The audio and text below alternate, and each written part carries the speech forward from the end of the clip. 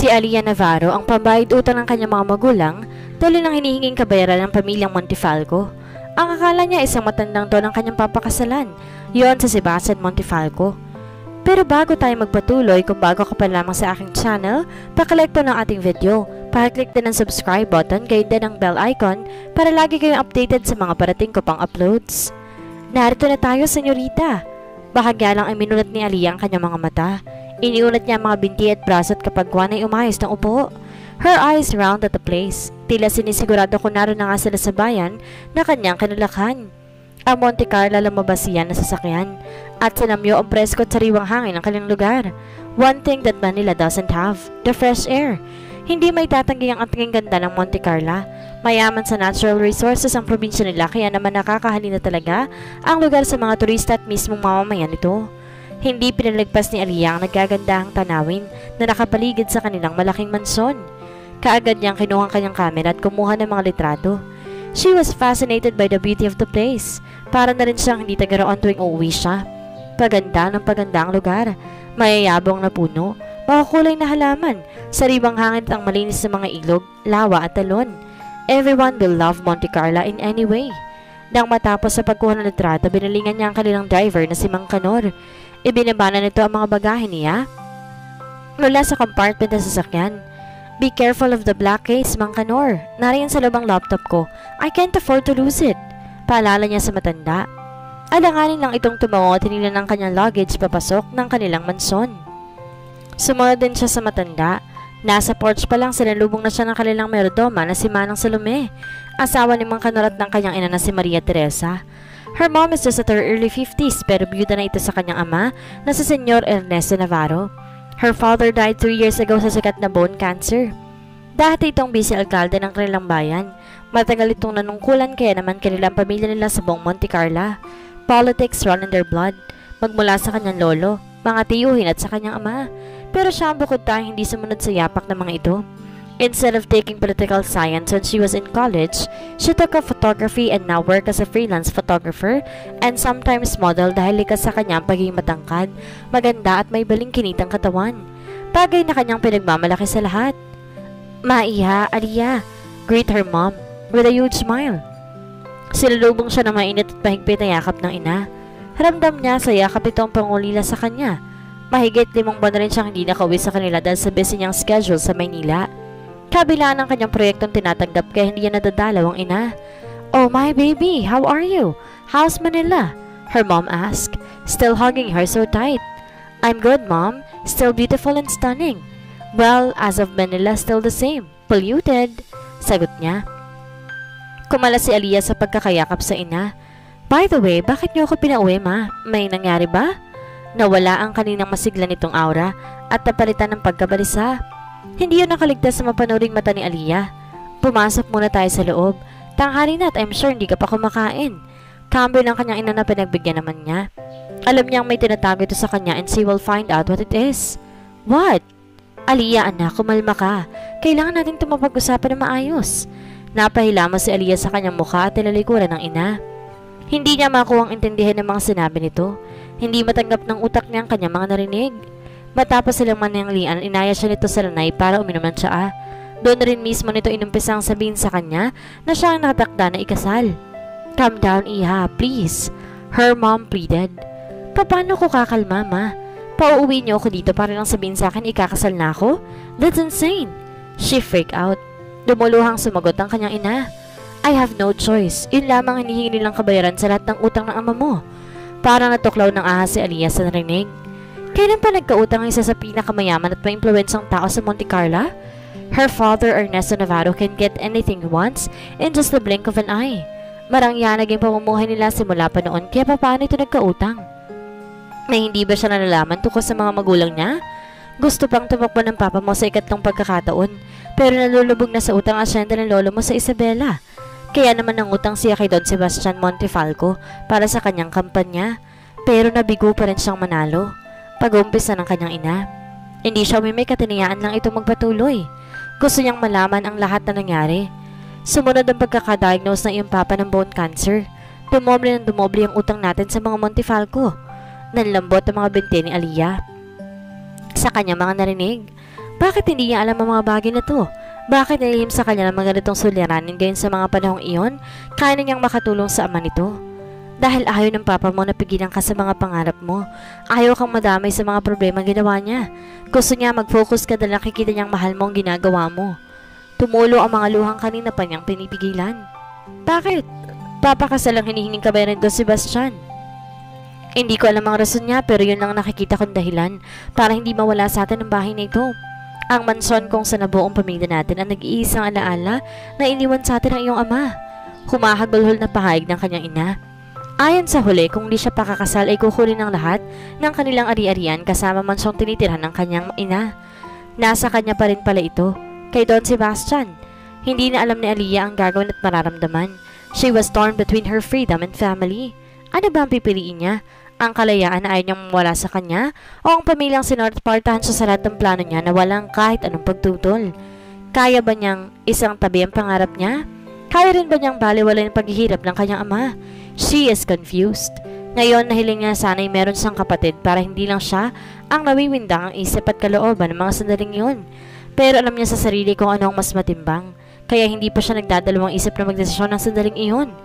Niyakap niyang ina at pinatahan ito. Pikit mata niyang sinabi ang kanyang desisyon. Pumapayag na ako, ma. I will marry him. Bumakas ang kaginhawaan sa mukha nito. Kung gayon, pupunta tayo sa Rancho Montefalco bukas na bukas din para makalala mo ng personal sa Sebastian Montefalco. Tura ng kanyang ina. Sandali siyang napaisip ng banggitin itong pangalang Sebastian Montefalco. Rancho sa buong Monte Carlo at sa pagkakatanda niya, kasing edad lang ito ng kanyang ama. Si Sebastian ang pinakamayaman doon sa kanyang lalawigan. Parang nais sumakit ng ulo ni Aliyah sa kaalamang ikakasal siya sa isang matanda. Oh God, have mercy on me, piping usal niya. Parang hinugot mula sa isang libro ang tarawing natatanaw ni Aliyah. Nasa bulod siya ng mga sandaling iyon para magliwaliw. Hawak ang kanyang camera at walang sawang kumukuha ng litrato. The place could be her next entry for the exhibit that she joined. Bata pa lang siya, mahilig na siya sa pagkuha ng mga litrato kaya naman yun ang kanyang kinuhang kurso. She enjoys photography at napakaswerte niya rin na hindi hinahadlangan ng pamilya niya ang kanyang pangarap. Naglibot-libot pa si Aliyah sa burol. Nililibang niya ang kanyang sarili dahil lang sandali na lang makikilala na niya ang mapapangasawa. Hindi niya lubos maisip na ganito ang kahinatan niya. Kung alam lang niya na sa isang matanda magiging bagsak niya, di sana sinigot na niya ang mga naligaw sa kanya noon. Nagkaroon na sana ako ng karanasan. Naibigay ko na sana ang una kong halik at ang sarili ko. Mas katanggap-tanggap kesa sa mapunta lang sa matanda. Hindi na malayan ni Aliyah narating na niya ang lawa sa ibaba ng burol. Saka iisip niya sa mapapangasaway ganun na kalayo ang narating niya. The lake is so beautiful at hindi nakaligtas sa camera ni Aliyah ang tanawin. Tinaas niya ang DSLR at kumuha ng magagandang shot. Lalong gumaan ang pakiramdam niya na makita ang mga kuha niya. It was all perfect. Kinuhaan mo ba ako? Mula sa pagkakatingin sa kanyang camera ay napaangat ng tingin si Aliyah. Nanlaki ang mga mata niya. Para't siyang tinakasan ng kaluluwa ng mga sandaling iyon. Gusto niyang sumigaw pero hindi niya mahanap ang boses niya. She is now facing a man in his full nakedness. Basta ito at mukhang nakakaahon lang sa lawa. Water is still dripping on his hair down to his broad shoulders. Matikas ang pangangatawan ng binata at may kayumangging balat. May kakapalan ng kilay, matangos na ilong, manipis at may kapulahan ng mga labi. Itim at tila kilala mo rin tumingin ng mga mata nito. Nakahawig ito sa mga Brazilian actors dahil sa tindig at sa mahaba nitong brown ng buhok na naaabot sa balikat. Lumakad ito palapit sa kanya. Hindi alintanang kahubdang nakabandera sa harapan niya.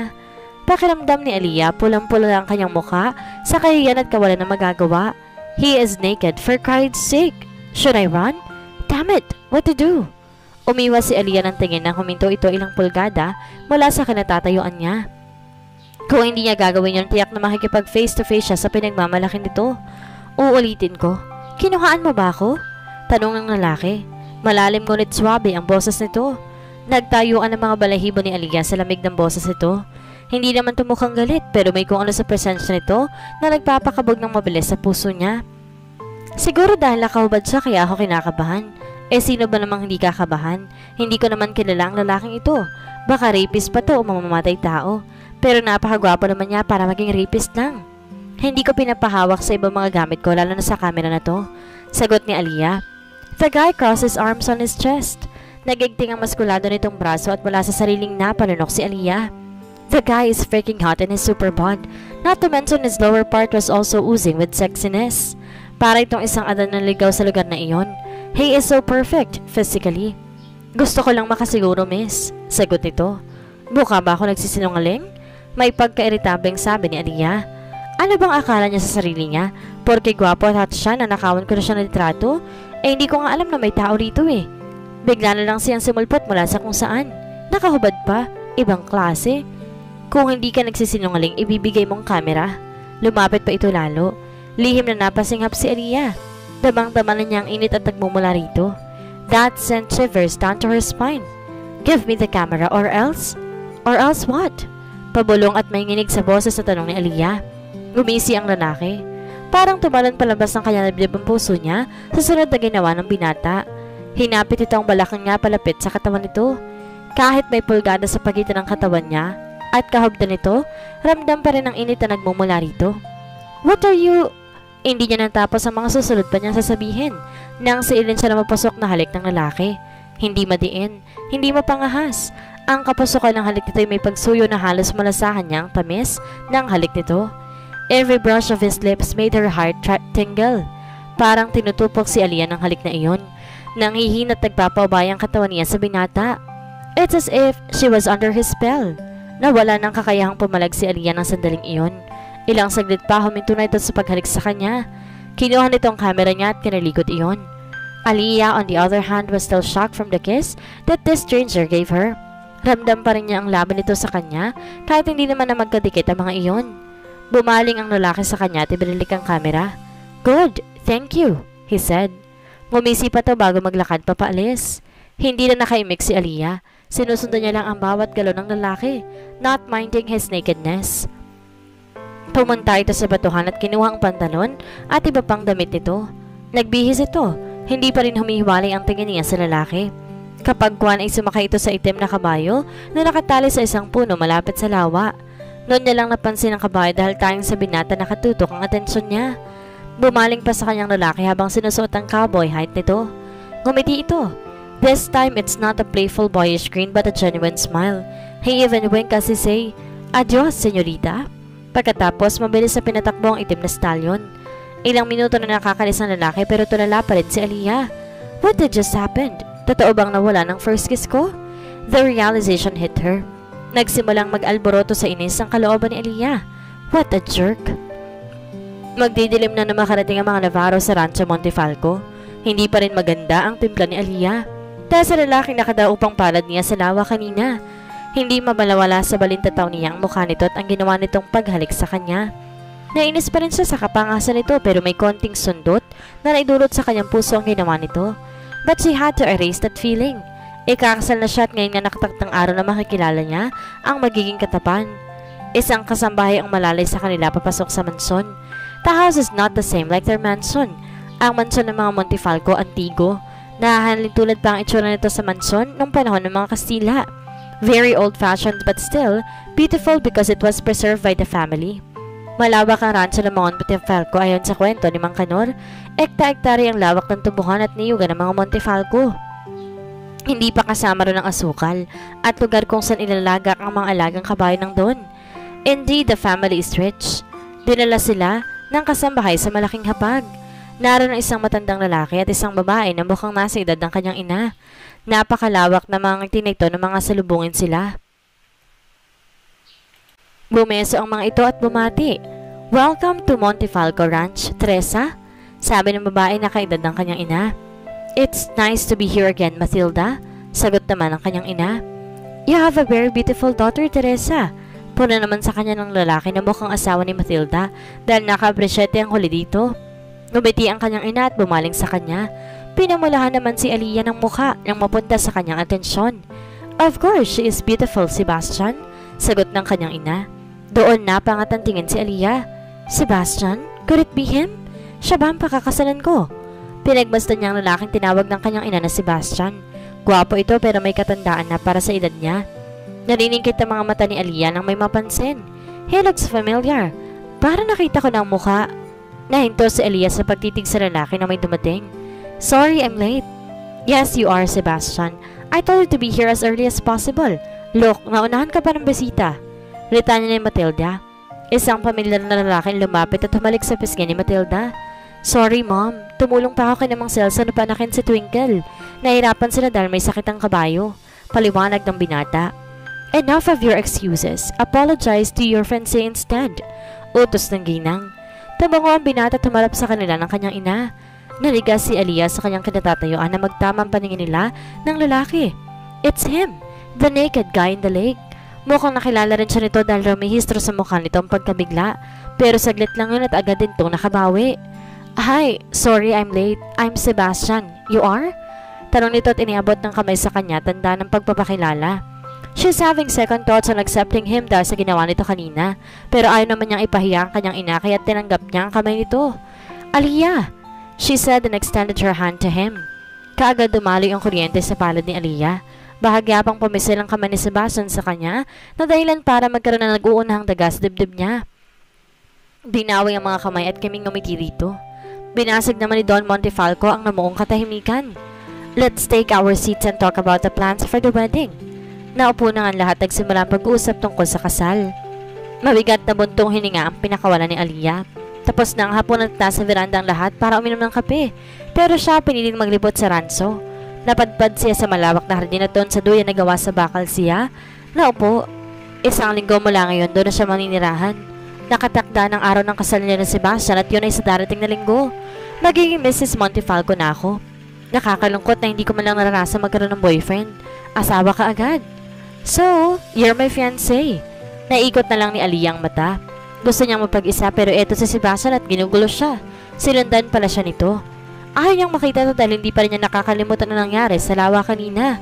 Hindi niya maiwasang pamulahan ng mukha sa tuwing papasok sa gunitan niyang tagpong iyon. Leave me alone. I want peace. She said pero wala itong narinig dahil nagawa pa nitong umupo sa tabi niya. Bahagya pa siyang dumistansya dahil kumabog na naman ang mabilis ang kanyang dibdib. Hay, nakakainis. Bakit ba ganitong epekto sa akin ng lalaking to? Hindi dapat ako kabahan. Dapat ay mainis ako. Bakit parang pakiramdam ko inis na inis ka sa akin ha, Aliyah?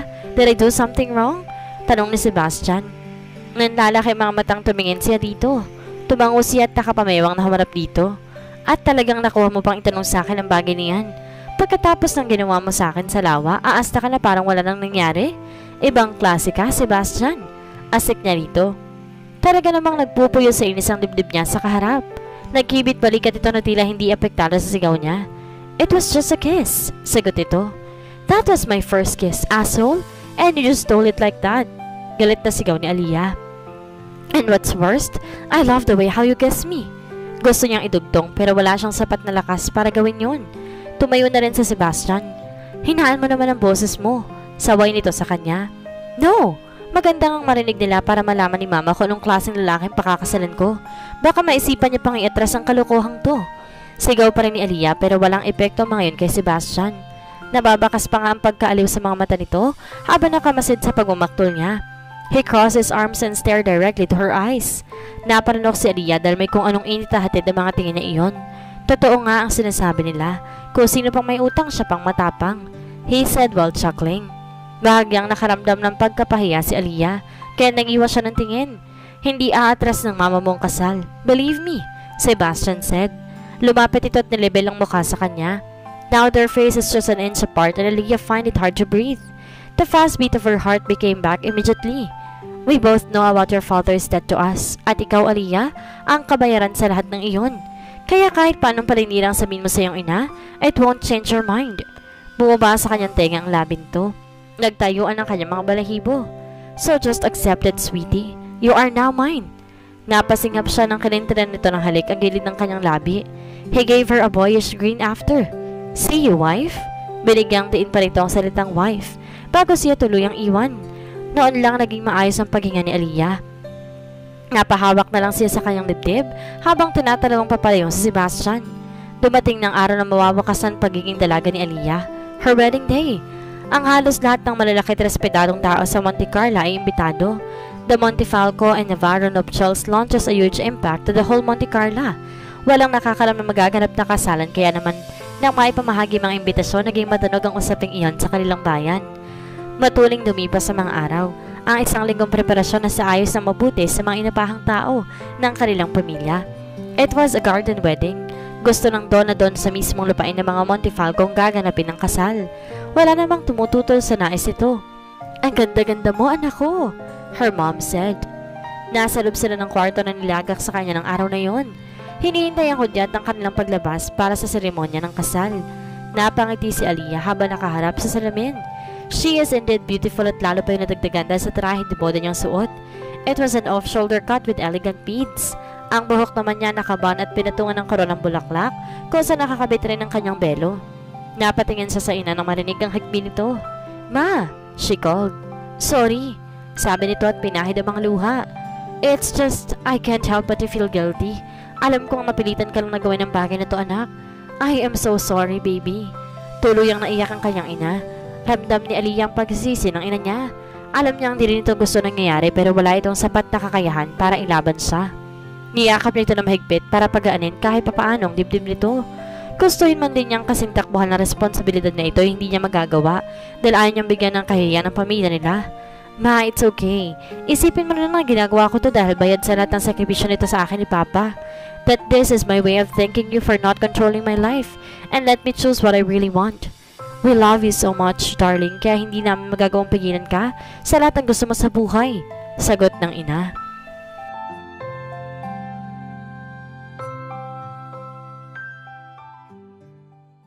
Parents for that. I know, ma, I know. Isipin niyo na lang na gusto ko sa Sebastian. Halos pabulong iyon ang lumabas sa bibig niya. Nagsimula na naman kasing maapektuhan ang kanyang dibdib dahil sa pag-iisip sa binata. Agad niyang pinalis ang damdaming iyon. Huwag mo nang sisihin ang sarili mo, okay? Ginusto ko rin naman to at desisyon kong tumulong. Dugtong niya. Kahit paano kumalma ang kanyang ina. Sebastian is a good man. I know you're safe with him. Nakikita ko rin hindi ka mahihirapang mahalin siya, her mom said. Ngumiti lamang siya sa ina pero sa isip-isip niya, good man my ass. May good man ba nahahalik sa nakikilala? A perverted jerk, maybe. That's what he is. Ilang saglit pa'y tinawag na sila para lumabas. Aliyah released a deep sigh. This is it. Bye, single life. I now pronounce you Mr. and Mrs. Montefalco. You may now kiss your bride, Sebastian. Anunsyo ng pare. Sebastian took off the veil and looked at Aliyah's face. Napakaganda talaga ng dalaga at dumoble lalo iyon sa paningin niya. This woman is his wife. Now I have the rights to claim her in any ways. I can't believe this woman is my wife. You're mine, he said. Sa papel lang, Sebastian. Mag-asawa lang tayo ngayon dahil sa utang ng pamilya ko sa inyo. Mahinang sagot ni Aliyah na sapat na para siya lang ang makarinig. That didn't hurt him. In fact, the attitude of this woman excites him. Palabang babae, yun ang tipo niya. He wants to tame a woman like Aliyah at mangyayari yun isa sa mga araw na lilipas. But still, it doesn't change the fact that you married me, Aliyah. That makes you mine. Don't worry, I'll make you happy, he said. Naiikot ito ang mga mata na lalong kinaaliw ni Sebastian. You know what, just kiss me? Para matapos na to. Ang sakit-sakitan ng paa ko. Nahinang asik ni Aliyah sa kanya. Natawa si Sebastian. This woman never fails to make him smile since they met. Nakikita niya na hindi magiging boring ang pagkasama nila. So impatient, wife? Sagot niya. Dinilatan siya ni Aliyah ng mga mata. Sira ulo, kanina pa tayo tinitingnan ng mga bisita kasi ang tagal mo akong halikan. Bubulong-bulong ka pa dyan? Noon lang tumingin sa Sebastian sa mga bisita at tamang asawa niya dahil nakatingin nga ang mga ito sa kanila na tila nag-aabang. Tumikhim ang pare dahilan para mapabaling sila dito. Hindi pa ba kayo tapos mag-usap? Kakakasal niyo pa lang nag-lovers quarrel agad? Gustong matawa ni Sebastian sa pare. Narinig din niya ang hagik-hika ng mga bisita. Tumingin siya kay Aliyah na ngayon ay pulang-pula na ang buong mukha. Napangiti na lang siya tinawakan sa babang asawa para matiligan niya ang kagandahan nito. Nanlalaki mga mata nito pero hindi na niya binigyang pansin ang mga iyon. He leaned down and claimed her sweet lips. He wanted to curse someone dahil sa sarap ng halik na iyon. Narinig niya ang palakpakan ng mga tao pero hindi niya pa rin tinigilan ang paghalik sa asawa. As if Aliyah were drawn to his kisses as well. Tinugon ito ang mga halik niya. He want more. He want to deepen the kiss pero hindi yun ang tamang lugar at oras kaya naman pinutol na rin niya ang halik. Malakas na palakpakan ng pamailan lang sa buong lugar pero hindi nakaligtas sa pandinig niya ang sinabi ng asawa. Lintik ka, Sebastian. Sinipsip mo talaga? Hindi na napigilan na Sebastian ang tawa niya. Oh God, you gave me an amazing wife. Sa reception.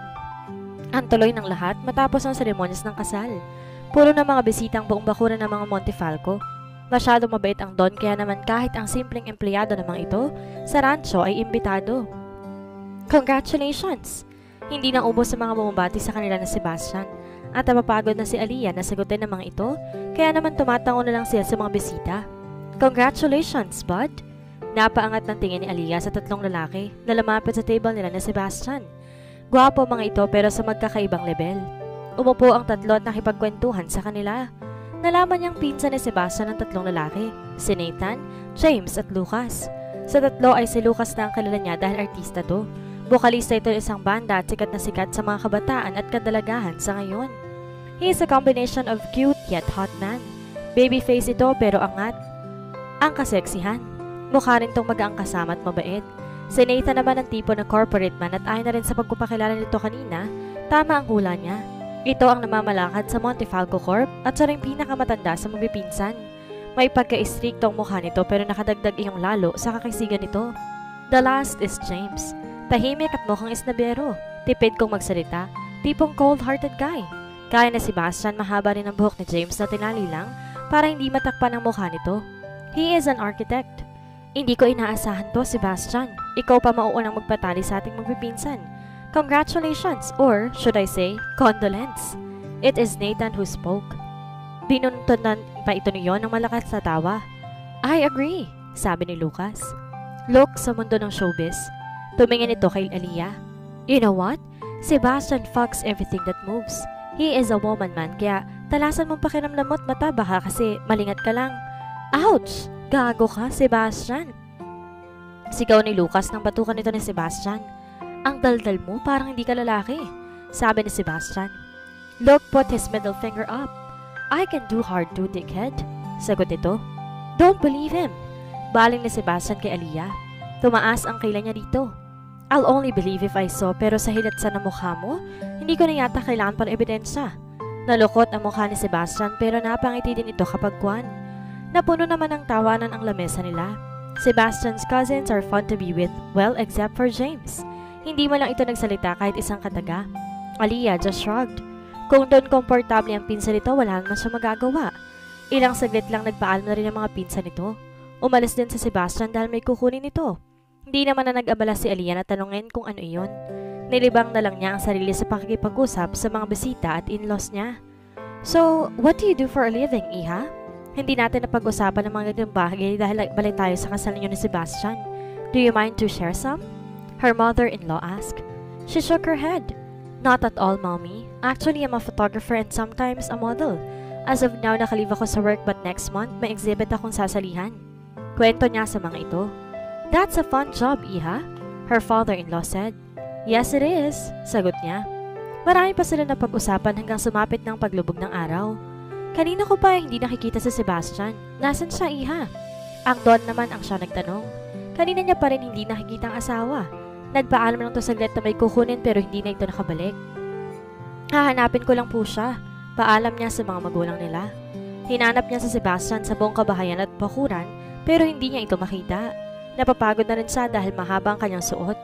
She was about to go back to the party nang may marinig siyang nag-uusap na gazebo. Naulinigan niya ang boses si Sebastian kaya naman pinuntahan niya ito. Sebas, hindi na naituloy ni Aliyah ang pagtawag sa asawa dahil sa eksenang nadatnan niya sa gazebo. Si Sebastian at isang babae. They were kissing. May kung anong kurot ang nararamdaman niya sa kanyang dibdib. Tumalikod si Aliyah at nagpa siyang bumalik sa party. Look is right. What the fuck are you, Sebastian Montefalco? What the hell, Claire? Malakas na naitulak ni Sebastian si Claire. He was caught off guard a while ago kaya naman hindi niya napigil ng halikan sa nito. Pabalik na sana siya sa reception nang salubungin siya nito sa hagdan. The girl is too loud. Blunt din ito at gano'n na lamang kung ipangalandakan ng pagnanasa sa kanya. Yeah, the girl doesn't want him in a romantic way. She lost him. Pinagbigyan na niya ito noon. They do on bed for almost a month pero nagsawa siya kaya tinapos niyang kalokohang iyon. Matagal na niyang pinaliwanag sa babae na wala siyang pagtingin dito. Malinaw niyang nasabi ang lahat dito kaya naman hindi niya maintindihan kung bakit pa naghahabol pa rin ito sa kanya. He hates her guts. Hindi mga ganitong babae ang tipo niya. Hindi man ganoon kasophistikada ay ayos na sa kanya. Maayos at may respeto sa sarili kahit simpleng ganda lang kagaya ng kanyang asawa. Hindi simple ang ganda ng babaeng yon. Parang diwata ang ganda nito. Kung hindi niya ginawang halikan ito nang una sila magkita sa lawa, baka naisip niya na engkanto siya. She has the sweetest lips ever. Napakalambot ng mga labi nito, gayon na rin ang katawan nito na sandaling napatigit sa kanya. And she is my wife now. At siya lang ang babaeng nais niyang mapalapit sa kanya. Wala nang iba. Sebastian, I love you. Bakit hindi na lang akong pinili mo at pinakasalan? Sigaw nito sa kanya. Claire Bartolome is the daughter of her grandfather's attorney. Sa kabayanan ng Monte Carlo nakitarya mga ito at matagal na nagsiservisyo sa kanilang pamilya. Nakaraang taon lang na mag-cruise ang landas nila ni na Claire. Sa kaarawan ng kanyang abuelo na si Don Sebastian Sandejas Sr., napilitan siyang isayaw ang dalaga dahil na rin sa kanyang lolo. Hindi naman niya inakalang iba pala ang interpretasyon ni Claire sa bagay na yun. Since then ay para na itong linta kumakadikit sa kanya. Alam na Sebastian na bukod sa pagnanasa, may ibang dahilan pa kung bakit gano'n ang dalaga sa kanya. Her father, Roman Bartolome, after his grandfather's fortune, alam rin yun ng kanyang abuelo pero masyado itong tuso para maloko ni Attorney Bartolome. Kabilang ang mga Montefalco sa pinakamayayamang angkan sa Monte Carlo kaya hindi nakakapagtaka para kay Sebastian na mayroong mga oportunistang lumiligid sa kanilang pamilya. But despite of being on the top, nanatiling payak at simple naging lifestyle niya. Hindi gaya ng tatlo niyang pinsan na lalaki, si Nathan, James at Lucas. I am married now, Claire, so fuck off. Sigaw niya at tinalikunan ito. Eh hindi mo naman siya mahal, hindi ba? Arrange lang ang kasal ninyo. Pagpipilit pa rin ito. Nilingon niya ito at malamig na tiningnan, ang tinig ay sinabi, hindi rin naman kita mahal, and even if our marriage is fixed, I would still choose her over you. Nakita niyang nasaktan to dahil bumukas iyon sa kanyang mga mata, pero wala siyang pakialam. Hindi niya kayang maawa sa babaeng marumi at ganid na kagaya nito. I can do way better than her. Magaling ba siya sa kama gaya ko? I can give you everything you want, Sebastian, so please, choose me. Pagmamakaawa nito. He smirked and shook his head. I bet she is good. Kung hindi man, I'll be a patient teacher. Yun lang at tuloy na niyang iniwan si Claire. Narinig niya ang pagtawag nito pero pinagsawalang bahala niya iyon. Nakapamulsa siya habang naglalakad. Nakapa niya ang kahita sa kanyang bulsa at inilabas iyon. He opened the box and smiled when he saw the necklace he bought yesterday. Balak niyang ibigay ang kwintas sa asawa bilang regalo. It is a camera pendant necklace. Mahilig si Aria sa pagkuha ng litrato kaya naman nang makita niyang kwintas na iyon kahapon, hindi siya nagdulang isip na bilhin iyon. He is so sure that she will love it. Sumalubong sa kanyang ina pagkalabas niya ng mansyon. Where is Alia? I thought she looked for you. Saan ka ba kasi nanggaling? Tanong ng ina niya. She's not with me. Galing ako sa kwarto ko, sagot niya. Kanina pa siya wala. Ang sabi niya hahanapin ka lang daw, sagot ng ina niya. Nagsimula na siyang kabahan at mag-alala. Hindi niya alam kung bakit gano'n lang ang nararamdaman niya. He started to look for her. Nilibot niya ang buong bakuran ng mansyon para hanapin ang asawa. Nagtanong na siya sa lahat pero hindi niya ito makita hanggang sa sumapit na ang dilim. Where the hell is she? Naubusan ng pasensya niyang singhal. Wala na ang kanilang mga bisita. Tanging ang buong pamilya na lang ang naroroon pero hindi pa rin nila nakikita si Alia. Alia anak, nasan ka na ba? His mother-in-law was worried as well. Hindi na rin tumapakaligaya niya. Ilang saglit pa nilang nilibot ang buong mansyon pero wala pa rin ni anino ni Alia. Napasadlak na lang siya sa upuan. He felt frustrated, worried and scared at the same time. Ngayon niya lang naramdaman iyon sa tanang buhay niya. Iniwan na ba niya ako? Bakit ang bilis? Alia! Kaagad siyang napatayo nang sumigaw ang ina ni Alia. And there his wife, akay-akay ni James dahil sa sobrang kalasingan. Nilang hakbang niya ang distansya nila at kinuhang asawa. Sumunod naman sa kanya ang mga magulang nila. James gave him his wife. Tumingin naman siya ditong puno ng pagtataka. He was confused. Bakit magkasama mga ito? Mukhang nakuha naman ni James ang ibig niyang sabihin. He spoke. I was about to leave a while ago nang sumakay siya sa kotse ko at nagpadala sa bar. Hindi ko sunod ang gusto niya. Instead, I bought her drinks and we went out for a road trip. She is sad kaya pinagbigyan ko na. Tumango na lang siya at nagpasalamat pa rin sa pinsan at inihatid dito ang asawa niya. Pero hindi pa rin siya panatag. May kung anong namuo sa dibdib niya na alam niyang hindi niya dapat maramdaman para sa pinsan niya.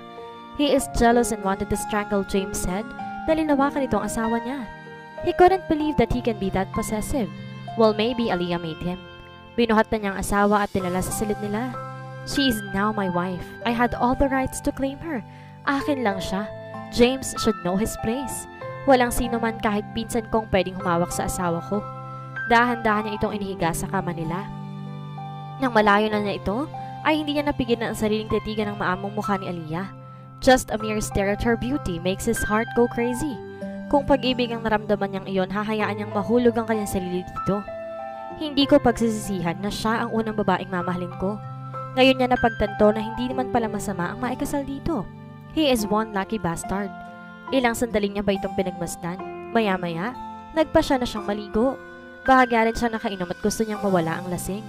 He took a bath quickly. Nagtapi lang ng tuwalya nang matapos at lumabas na ng banyo, and he was surprised but what he saw. Aliyah was naked.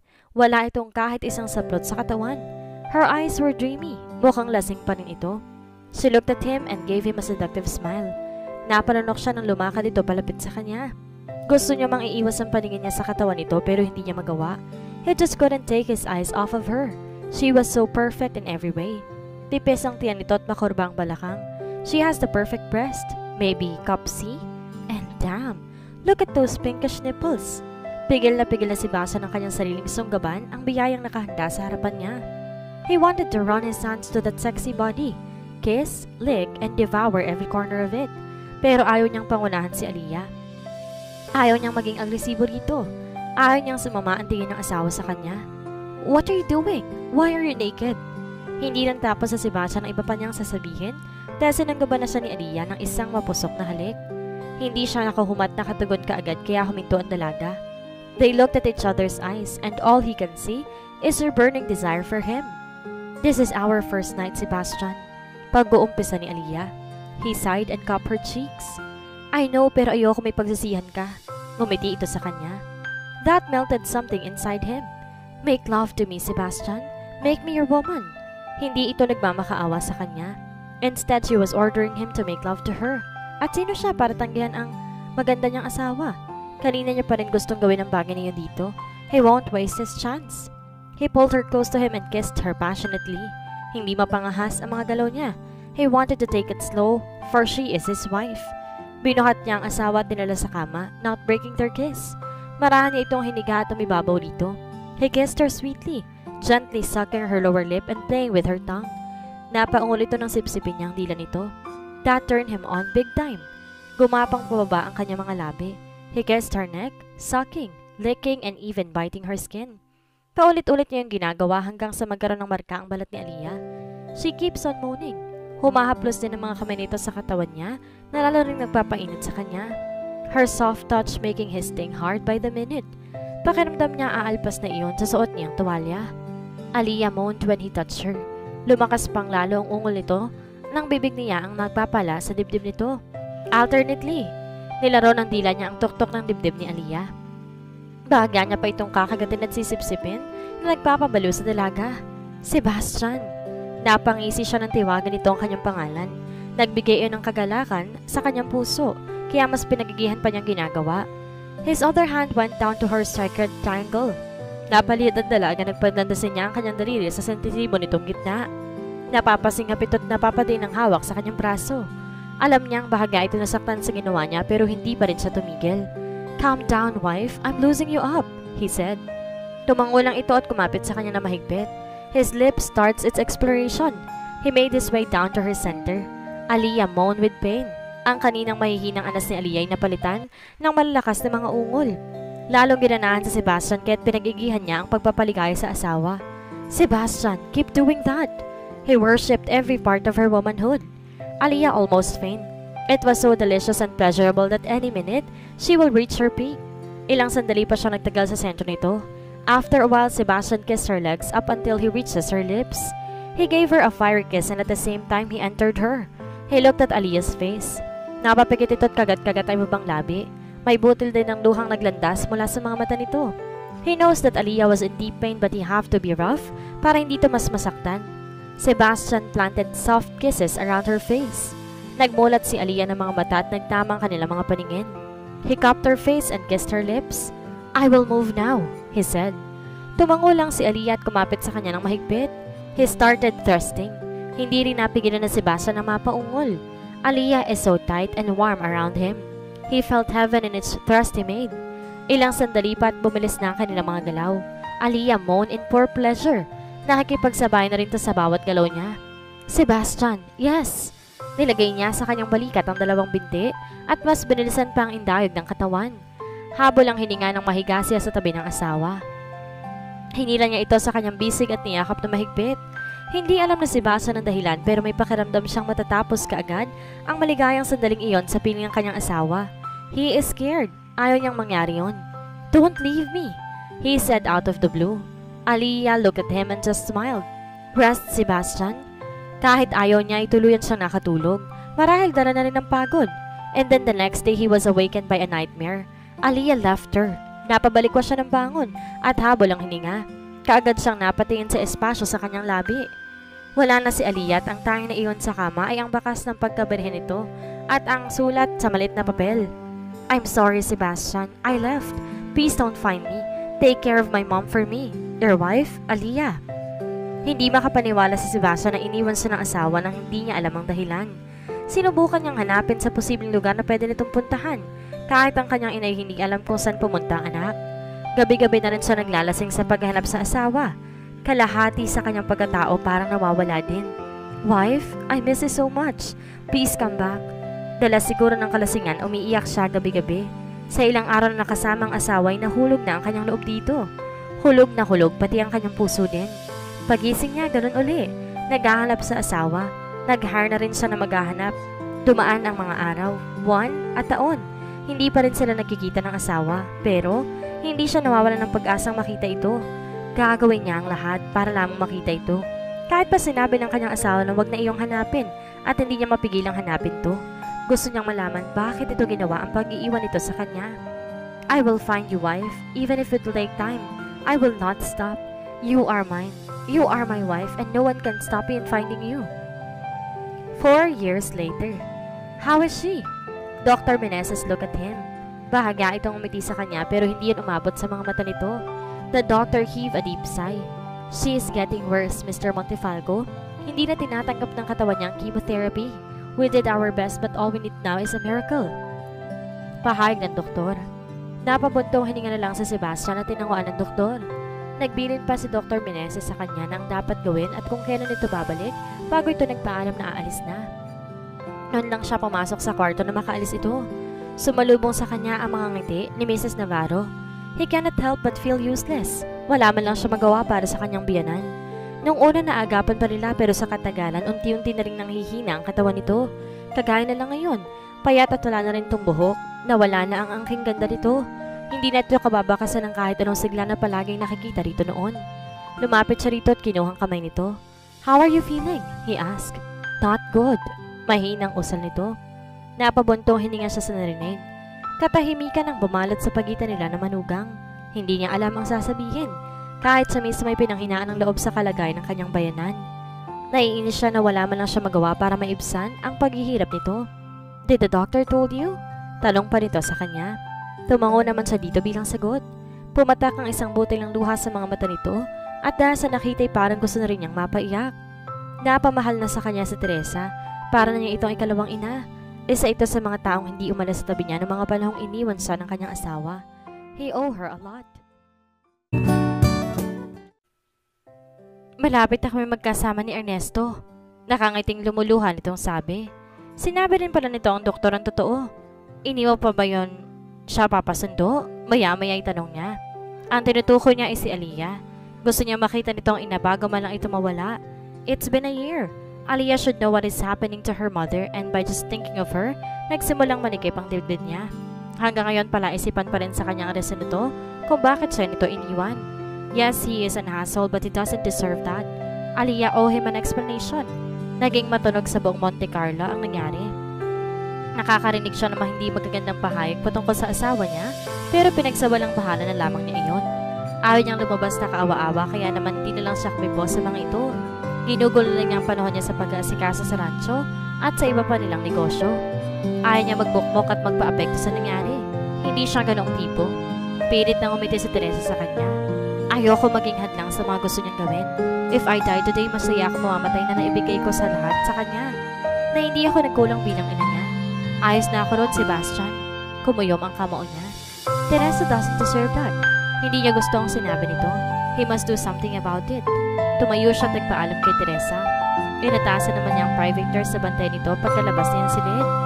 Sumakay siya sa kanyang pickup truck at habang nasa biyahe, nagsimula niyang tawagan ng kanyang kaibigan. Alec! Hey bro, anong atin? Tanong na nasa kabilang linya. Alec is an FBI agent. Matalik na itong kaibigan ng college at hanggang ngayon. Naasahan niya ito sa lahat ng bagay. Give me your address, he said. Who? The hot photographer? Sagot ito. Kumulat ang noo niya at bahagyang nainis sa sinabi ng kaibigan. Alex always call Aliyah like that. Simula na makita nito ang asawa niya. Nagsimula niya itong ipahanap at pasundan sa kaibigan niya right after she left him. At hindi niya gusto ang ideya na may ibang pumupuri sa asawa niya. I am enough to do that. Stop calling her like that. She is my wife, fucker. May diing sabi niya. Tumawa naman sa kabilang linyang kaibigan niya. Chill man, I was just complimenting her. Masama ba yun? Oo, dahil ako lang may karapatan sa kanya. Now tell me where she is bago pa kita mapatay. Gago ka? He hissed. Pero lalo lang tumawa si Alec. Magkita na lang tayo, sasamahan kita. Sagot nito. Ayaw na niyang mainis sa kaibigan kaya pumayag na rin siya. Dumiretso siya sa kondo ni Alex sa Makati at mula roon, bumiyahe sila papuntang Laguna. Ayon na rin kay Alec na roon daw si Aliyah. Huminto ang sasakyan nila sa tapat na isang photo boutique. Alec told him na pagmamayari iyon ni Aliyah. Dumakas ang kabog ng dibdib niya. Hindi alam ni Sebastian kung bababa na ba siya maghihintay ng tamang pagkakataon.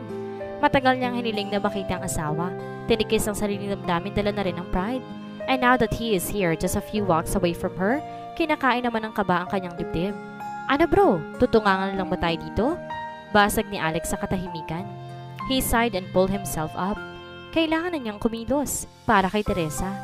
Lumabas sila ng kotse at naglakad papunta sa shop. Sa labas ng shop mayroong bench at doon naglalaro ang isang batang babae. Nasa pinto na sila nang tumingin dito sa kanya. Pamilyar ang mga mata nitong nakatingin sa kanya. Para nakikita na niya ang mga iyon noon pero hindi niya matandaan kung saan at kailan. May pagkamangha sa mukha nito habang nakatitig sa kanya. Tumayo ang binata, tumakbo payakap sa kanya. Hindi yan inaasahan ni Sebastian. Nagkatingin sila ni Alec at mukha ring nagtataka ang kanyang kaibigan. Daddy! The kid beamed. Sa wakas, nakita na rin po kita. Nakangiting saan ito. Naguguluhan siya sa mga nangyayari. Sasagot na sana sa Sebastian nang biglang bumukas ang pinto ng shop. Savannah, I told you sa loob lang kayo dapat, baka masagasaan ka ng... Na-estato sa kanyang kinatatayuan sa Sebastian. At ganoon na lamang, ang babaeng kaharap niya ngayon na walang iba kundi si Aliyah. Nanlalaki rin, ang mga mata nito tila hindi naasahan na makikita siya sa lugar na iyon. Bumilis ang tibok ng kanyang puso. Hindi niya alam kung anong dapat gawin at sabihin. He just stood there looking like a fool that he is. Sebastian, tawag dito sa kanya. Mommy, si Daddy, nandito na siya. Masayang sabi ng bata kay Aliyah. Tumubo ang isang kotob sa dibdib ni Sebastian. Hey, look at the child again. Now we can fully see why these kids look familiar. Kamukha ito ni Aliyah and this child could be his daughter. Mukhang hindi siya pinaglalaroan lang ng kanyang hinala. Nakaramdam sa Sebastian ng galit para kay Aliyah. How dare she hide my child from me? Nawala na sa kanyang huwisya sa Sebastian. Nanlamig ang mga palad ni Aliyah. Hindi niya inaasahan ang mga mangyayari sa araw na to. Hindi niya inakala na magkikita pa ulit sila ni Sebastian matapos ang ilang taon. Lihim niya itong sinulyapan sa kanyang tabi. Abala sa Sebastian sa pagmamaneho. Hindi alam kung saan sila dadalhin nito. Hindi na rin niya nagawang pamalag kanina nang pilitin siyang sumakay sa kotse nito. He is furious at natatakot siya dito kaya naman, hinayaan niya na ito sa mga gusto nitong gawin. Malaki ang ipinagbago ni Sebastian kung sa pisikal na aspeto ang pagbabasihan. Wala nang dating mahaba nitong buhok, clean cut na iyon. Malinis na itong tignan at lalang gumapo ito para sa kanya, mas makisig ito sa mahaba nitong buhok. Naibalik ni Aliyah ang tingin sa labas ng bintana nang lingonin niya sa Sebastian. Gusto niyang pagalitan ng sarili dahil nagsisimula na naman ang paghanga ng sisawa na hindi na dapat maramdaman. May pamilya na siya, Aliyah. Huwag ka nang umasa pa, okay? At ang isiping iyon na nagdulot ng kabigatan sa kanyang dibdib. Malaki ang sinakripisyo niya para lumigaya ito at nakikita naman niya na nagbunga ang mga iyon. Mas mukha na itong matatag at mature. Mukhang masaya na rin ito sa buhay nito. Pero bakit naririto siya? Pero bakit mukhang hinahanap niya ako? Nagsimulang maguluhan si Aliyah kaya naman, nagtanong na siya. Saan mo ba kami dadalhin, Sebastian? She asked without even looking at him. Bahagya itong lumingon sa kanya. Sa lubong pa rin ang kilin nito tila kailalim ang iniisip. Sa lugar kung saan ka naman dapat talaga naroon, he answered. Hindi niya makuha ang ibig sabihin nito pero kaagad niyang natumbok ang sinasabi nito na makita niyang pamilya na kalsadang tinatahak nila. Monte Carlo, base ni Aliyah sa malaking arko na pinasukan ng sasakyan ni Sebastian. Bakit dito mo ako dinala? She asked frantically. Ayaw na niyang bumalik sa lugar na iyon. Gusto na niyang kalimutan na minsan sa buhay niya, minahal niyang lugar at ang masasayang alaalang dulot niyon sa kanya. Bumuntong hininga sa Sebastian. Tila nagdadalawang isip na sabihin sa kanya isang bagay. Pero nagpasya rin ito sa sinabi sa kanya. It's about your mom. Yun pa lang ang mga sinabi ni Sebastian pero iba na ang pakiramdam niya. Bumilis ang tahip ng dibdib niya. Hindi siya mapakalit, parang gusto niyang pabilisin ang oras para makita kaagad ang ina. What about her? She was stuttering while asking. Ganon kalabakas ang kapatan niya, pati na ang pagsasalita nito'y naapektuhan. Malalaman mo kapag nandun na tayo. Nangihina siyang napasandal sa upuan. She looked at the rearview mirror. Nakita niyang natutulog na sa Savannah. Isa pa sa Savannah sa mga kailangan niyang ipaliwanag kay Sebastian. Parang gustong sumakit ang kanyang ulo. Sana hindi ako mahirapan sa mangyayari. Ilang sandali pa't nakarating na sila sa mansyon. A hint of nostalgia bumped her as she stared at the house. Hindi pa rin nagbabagong itsura ng buong lugar. It is still the same. Parang hindi siya nawala ng ilang taon. It brings back the old yet meaningful memories of her childhood. Ang alaala ng papa niya at maski ang alaala ng huli niyang sandali sa lugar na iyon bago siya ikinasal kay Sebastian. Bumaba siya ng sasakyan kasunod si Sebastian. Karga na si Savannah sa mga bisig nito. Gusto niyang mapangiti at pagmasdan na lamang ang mag-ama niya. Oo, nagbunga nangyari sa amin ni Sebastian at yon ay si Savannah. Kailangan niyang sabihin yun kay Sebastian. Iniiwas niya ang tingin dito. Nasasaktan siya sa kaalamang hindi pa po pwede sa Sebastian para sa kanya. How cruel this world can be. Pumasok na tayo. She's waiting for you. Yakag sa kanya ni Sebastian. Hindi naman siya nag-atubili at sumunod na rin nga dito. Tahimik ang buong kabahayan kaya tumiretso na sila sa ikalawang palapag. Nadatnan nila sa tapat ng pintuan si Manang Salome at Mang Celso. Hanggang ngayon nagsaserbisyo pa rin sa kanila ang mag-asawa. Nakakataba ng puso para sa kanya ang pagmamalasakit ng mga ito sa pamilya niya. Tumingin sa kanya mag-asawa at gumiti. Ganon din ang ginanto niya sa mga ito. She's inside, Sebastian said. Tumango siya dito at kahit malakas ang kabog ng kanyang dibdib, lakasob niyang pinasok ang silid ng kanyang mga magulang. Natutup niya ang kanyang bibig. Halos kapusan siya ng hininga at walang sabi-sabing nabagsakan ang kanyang mga luha na makita ang kalagayan ng kanyang mama sa loob ng silid na iyon. Ma! Garalgal na tawag niya. Nagmulat ng mata ang payat at maputi ang babae na nakahiga sa kama tumingin sa kanya. May oxygen mask niya ito at kung ano-anong tubo na nakasaksak sa katawan nito. Ngumiti lang sa kanyang mama niya and that is her final breakdown. Tinakbo niya ang distansya nila at yumakap si Aliyah sa bewang ng kanyang mama. She cried like a helpless kid. Wala siyang bakang babig kundi ang paghingi niya ng tawad sa ina. Ma, sorry. I'm so sorry. She said between her sobs. Naramdaman niya ang paghaplos ito sa kanyang ulo. Tumingin siya sa mama niya. Teresa was smiling at her. May butil din ng luhang pumatak sa gilid ng mga mata nito. Her mom looked so happy to see her after years. Lalo siyang na-guilty. In the past year, she lived her life to its fullest. Nagawa niyang lahat ng bagay na gusto niya. She became a well-known photographer and now owns her own photo boutique. Hindi na lang siya basta freelancer. Naiimbitahan na siya sa mga lalaking event at iba pa roon ay abroad. Namamayagpag ang karir niya not knowing what is happening to her mother. Ito na pala ang naghihirap dahil sa karamdaman. What a useless child she can be. Wala akong kwentang anak, mama. Pinabayaan kita para iligtas ang sarili ko. I broke my promises to Papa. I am so sorry, Ma. She cried and cried. Her guilt is eating her up. Kung may namalas-malas pa pala, hindi niya naabot ang buhay ang kanyang ina. She is nothing but a selfish bitch. Sarili lang niyang iniisip niya. Ngayon niya gustong questionin ang kanyang sarili. Paano niya nagawang ipagkatiwala sa ibang ina when all along she knows that it's her full responsibility after her father died? Maybe because I was scared and maybe about Sebastian. Yun ang malinaw na dahilan niya. She again looked up at her mom and caressed her face. Aliyah even planted a kiss on her forehead. I won't live again, Ma. Kasama mo na ako ngayon. Babawi ako sa'yo, she said. Tumango lang bilang tugon si Teresa. Nakikita niya sa mga mata nitong masaya ito at nakikita siya. Hindi niya hahayaang mawala ang mga iyon sa mata nito. She will stay even if she had to deal with Sebastian every day. At parang senyales iyon dahil pumasok si Sebastian, karga sa Savannah sa bisig nito. Gising na ang anak niya at nakangiti sa kanya. Mommy! Savannah beamed happily. Bumaba ito sa pagkakakarga ni Sebastian at lumapit sa kanya. Nasaan tayo, mommy ko? Tanong nito. Dumingon siya sa mama niya at nakita niyang titig na titig si Teresa sa anak niya. Nilapat niya ang anak sa ina. It's unexpected. Hindi sa ganitong pagkakataon niya naisip na magkakakilala ang mama niya at si Savannah, but maybe it's God's given time to them. Ma, this is Savannah Mattel, my daughter. Vanna, this is your Lola Teresa. She's my mom. Pagpapakilala niya sa dalawa. Hello po, Lola. Masiglang bati ng anak niya. Bakit po kayo may takip sa nose? Sick po ba kayo? Vanna asked. Ngumiti naman ang kanyang ina. Mukhang natutuwa ito sa presensya ng kanyang anak. Bibo at madaldal si Vanna, and that is something about her daughter that relieves her stress. Maybe it can also help her mother as well. Si Aliyah na ang sumagot sa tanong ng anak. Yes, Lola is so sick, so we have to take care of her, Vanna. Will you help Mommy, sweetie? Yes, Mommy. Tutulong din po sa atin si Daddy, hindi ba? Nakangiting sagot ni Vanna. Noon niya lang nalala na kasama pa pala nila sa silid si Sebastian. Daddy, di ba sasama ka mag-aalaga kay Lola? Vanna said. Ngumisi si Sebastian. That sends chills down her spine. Hindi pa rin nagbabago ang epekto nito sa kanya simula ng gabing iyon. Her hatred turns into something she can't even imagine she will feel for him. Attraction. Hindi rin niya masisisi ang sarili. Sebastian is irresistible and indeed a gorgeous man. Of course, baby. Sabi nito at lumapit sa kanila. Hinaplos ito ang ulo ni Savannah. Daddy will take care of Lola and you as well. We have a lot of catching up to do. Baby? Sebastian said and smiled. Savannah pouted her lips. How about Mommy? Gusto niya sanang sabay ng anak niya. Di naman na siya umaasa para sa kanilang dalawa ni Sebastian.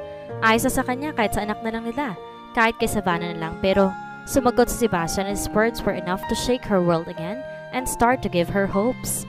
Especially your mommy, baby. Daddy will keep an eye on her. Daddy won't let Mommy leave right at his side. I won't let her leave me again. I promise. She is improving. Gumaganda ang kondisyon ng katawan niya. Maybe it has something to do with her emotions. Malaki ang naidudulot noon sa kalusugan niya. Makakaganda ang positibong emosyon sa pagbuti ng kalagayan niya. Saad ni Dr. Meneses. Napangiti si Elias sa narinig mula sa doktor. Ikatlong araw na nila iyon sa Monte Carlo at natutuwa siya na bumubuti ang kalagayan ng mama niya.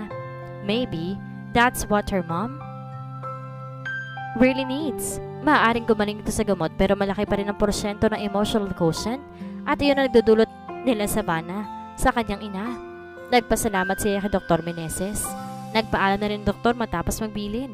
Nilapitan niya ang ina na masara na niya ang pinto na silid. Did you hear that, Ma? Bumubuti na ang kondisyon mo. Ngumiti sa kanya ang kanyang mama. It's because you're here, my baby, and Savannah as well.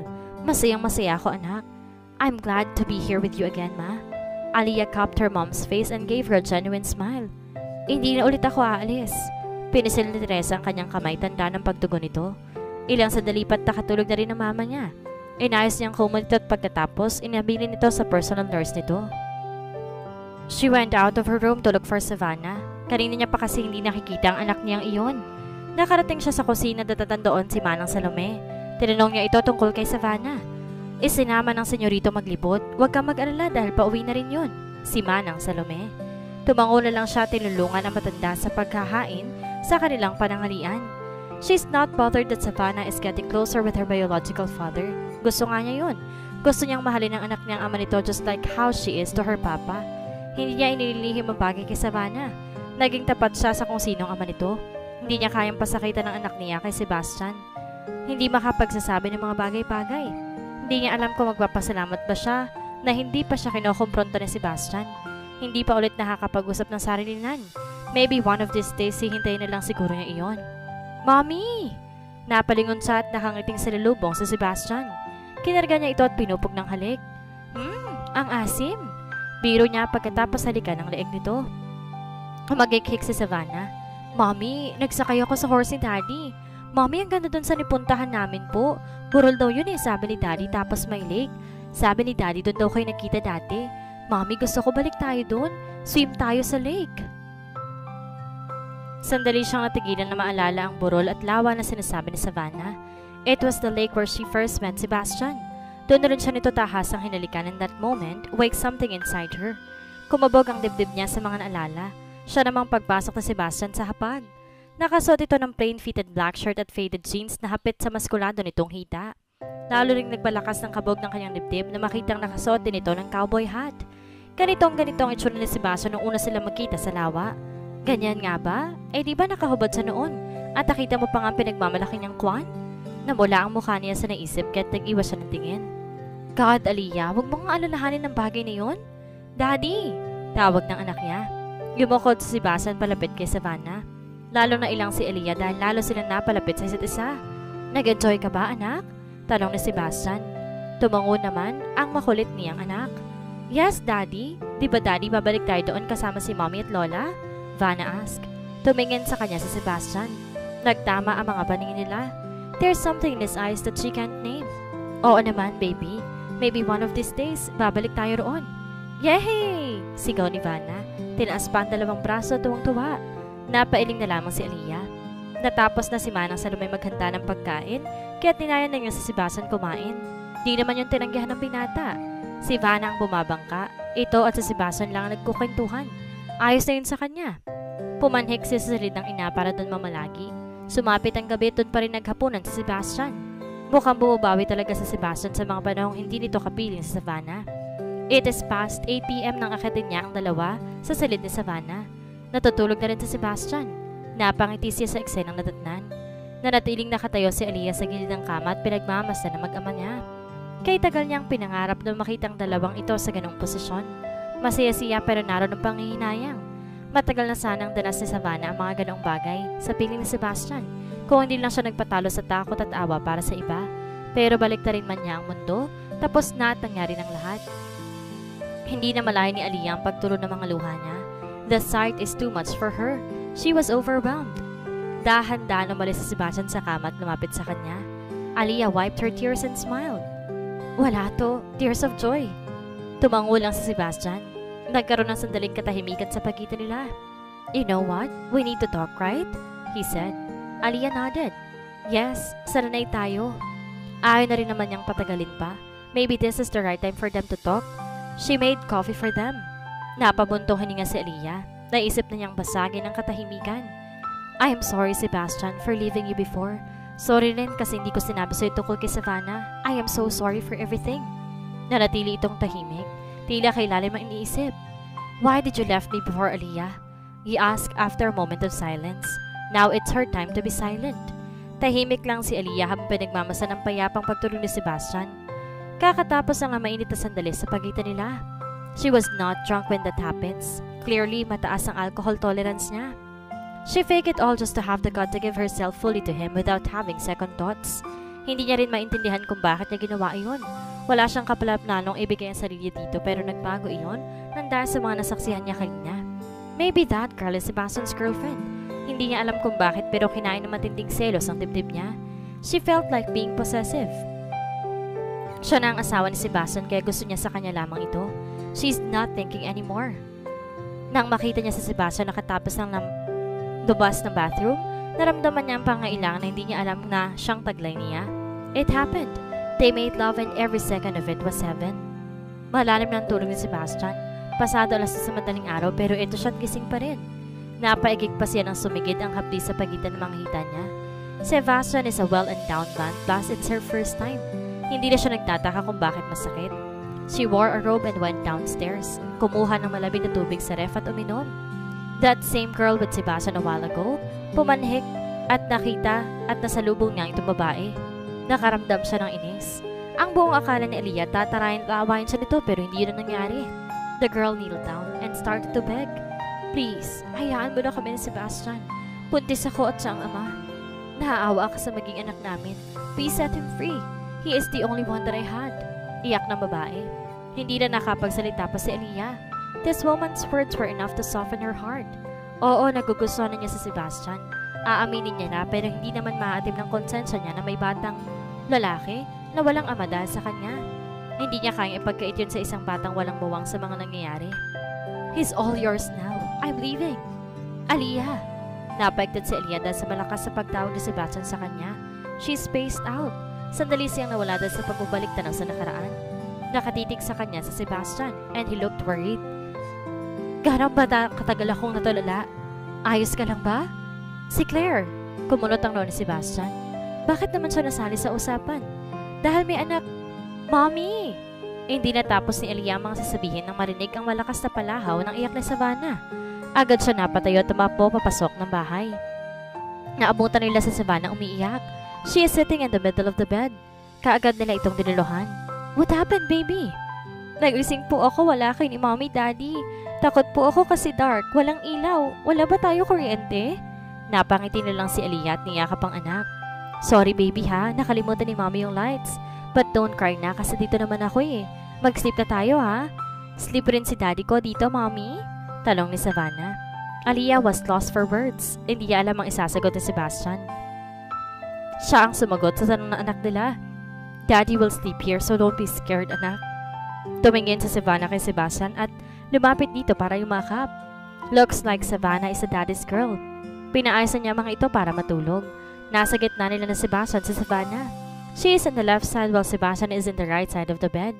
Mabuti na lang nagkasya sila sa kama ni Savannah. Good night, Mommy and Daddy, Savannah said. Good night, anak. Aliyah answered as she kissed Savannah's forehead. Good night too, baby. Sa Sebastian naman at kinintilan din ang halik sa Savannah. Ilang sandali pa't nakatulog na ulit ang anak nila. Nakayakap ito kay Sebastian and Aliyah can't help but to smile at the sight. Too bad this won't take long, lalo na kapag bumalik sa Sebastian sa totoo niyang pamilya, kay Claire. And that thought was enough to make her smile fade in an instant. She looked at Sebastian, nakangiti rin pala ito sa kanya. Napananok si Aliyah nang mabasa ang intensidad sa mga titig nito. This is not the first time that he looked at her like that. The first was when they made love, but the feeling it brings, hindi yata siya masasanay. We're not yet done. We still need to talk pero sa ngayon we need to rest, Sebastian said. Tumango na lang siya dahil pakiramdamay tinakasan siya ng boses niya. His stares were sending chills down to her spine, making her heart beats fast. Good night, wife, he said before drifting off to sleep. At dito na po nagtatapos ang ikatatlong kabanata ng kwentong The Unwanted Wedding. Sana'y patuloy niyong subaybayan ang susunod pang uploads. Maraming salamat! Nagising si Sebastian dahil sa sunod-sunod na click ng camera. He felt something heavy in his abdomen kaya dahan-dahan niyang iminulat ang kanyang mga mata only to find his angel sitting on him while holding a camera. What are you doing, baby? He asked. Humagikik si Savannah at ginuso ang kanyang katabi. He looked at his side at doon nakita niya ang mahimbing na pagkakatulog na ni Aliyah. Napangiti na rin si Sebastian. Aliyah is in deep sleep. Nakahiga ito sa braso niya at nakayakap ang mga braso sa bewang niya. They are so close to each other. Ilang beses niya bang pinangarap ang mga ganitong eksena sa isipan niya? A million times, maybe? Nakatitig lang siya sa mukha nito. Her face is enough to make his heart go crazy. Simulat sa pool ganito na epekto sa kanya ni Aliyah. Di naman siya galit dito. In fact, he understands her even though Aliyah haven't gave him enough explanation for what she did before. Siguro nga tanga siya dahil kahit iniwan siya nito noon, natutunan pa rin niyang mahalin ang dalaga. Oo, mahal ko si Aliyah. I don't know when but I do love her. Now at wala akong balak na pakawalan pa siya ulit. He don't know that he's capable of loving but he did fall for this girl and he will trade everything that he has para lang hindi na siya iwan itong muli. He pulled her close and hugged her. Sebastian even showered soft kisses to her face. Patuloy pa rin si Savannah sa pagkuha ng litrato. Hinahayaan lang naman niya iyon. Gusto pa sana niyang tumagal ang sandali na iyon pero naalala niyang kailangan niya pala niyang bumalik sa rancho. Kailangan niyang tapusin ang ilang trabahong naiwan niya kahapon. Darating din ang pinsan niyang si Nathan para tingnan ang asukarera at kailangan niya itong samahan na kausapin ang ilang tauhan doon. Marahan siyang tumayo. Binaba na rin niya si Savannah sa kama. Gusto mo na ba ng breakfast, baby? Gusto ko ng milk and cookies, Daddy, sagot ni Savannah. Tumango naman siya at inaya ng anak na lumabas ng kwarto. He fed Savannah and checked on his mother-in-law after. Teresa is getting better at magandang balita iyon para sa lahat. Matapos niyang pakainin si Savannah, umalis na siya ng mansyon ng mga Navarro ilang minuto lang ang lumipas at nakarating na rin siya sa rancho Montefalco. Pinarada niya ang kanyang pick-up at bumaba na. Nakita niyang nakaparada na rin sa garahe ang itim na Dodge ni Nathan. Mukhang maaga ito nakarating mula Maynila. Pumuntas na siya sa mansyon. Dumiretso naman siya sa komedor na makarinig ng halakhakan doon. Naroon ang lahat na nag-aagahan. His parents, Nathan and the Don. Nagmano siya sa abuelo at mga magulang. Ginisian naman siya ni Nathan at tapos siya sa tabi nito. Looks like someone got laid. Bungad ni Nathan sa kanya. Gago, sagot lang niya. Humalakak lang naman ang pinsan niya. Kamusta si Teresa, anak? Tanong ng ina niya.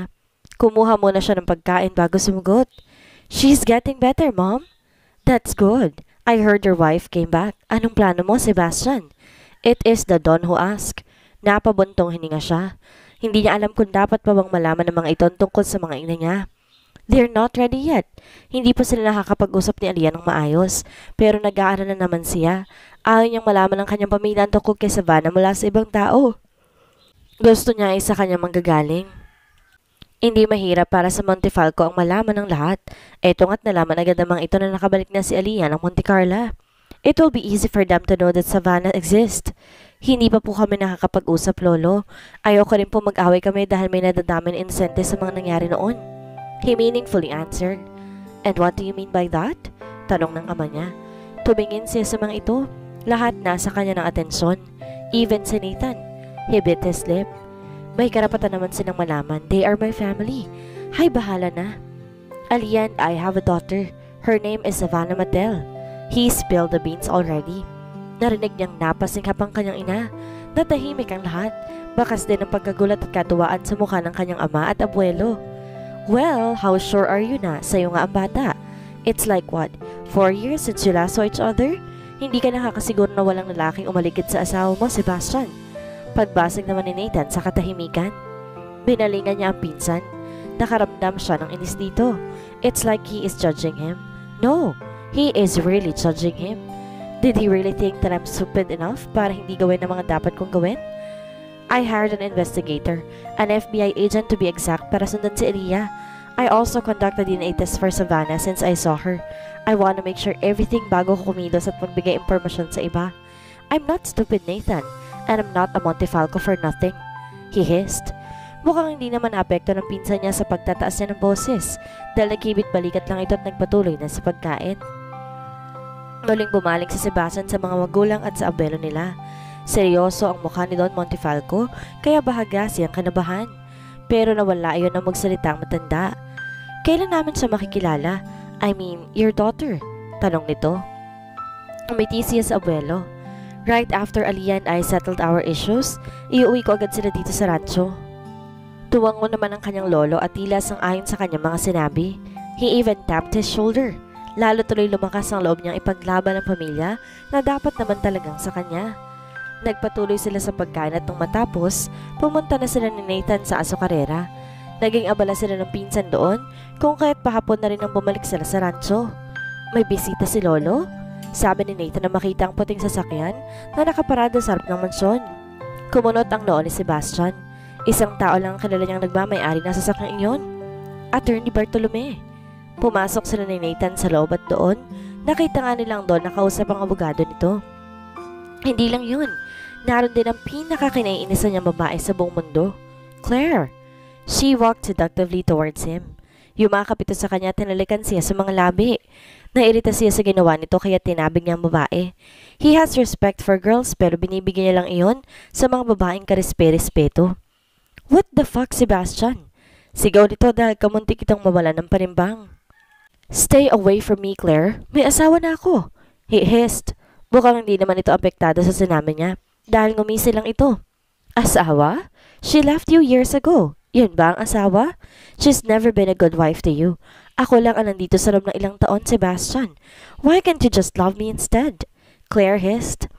I don't love you, so please, stop ruining my life. Ganting sigaw niya. Nagdilim ang mukha ni Claire. Pagsisisihan mo to, Sebastian. Hindi ka magiging masaya hanggat hindi ako minamahal mo. Akin ka lang. Akin! Sigaw nito sabay marcha paalis. Hindi dapat niya ikabahala pero ganon ang naramdaman ni Sebastian. Claire looked so serious as she said those threats.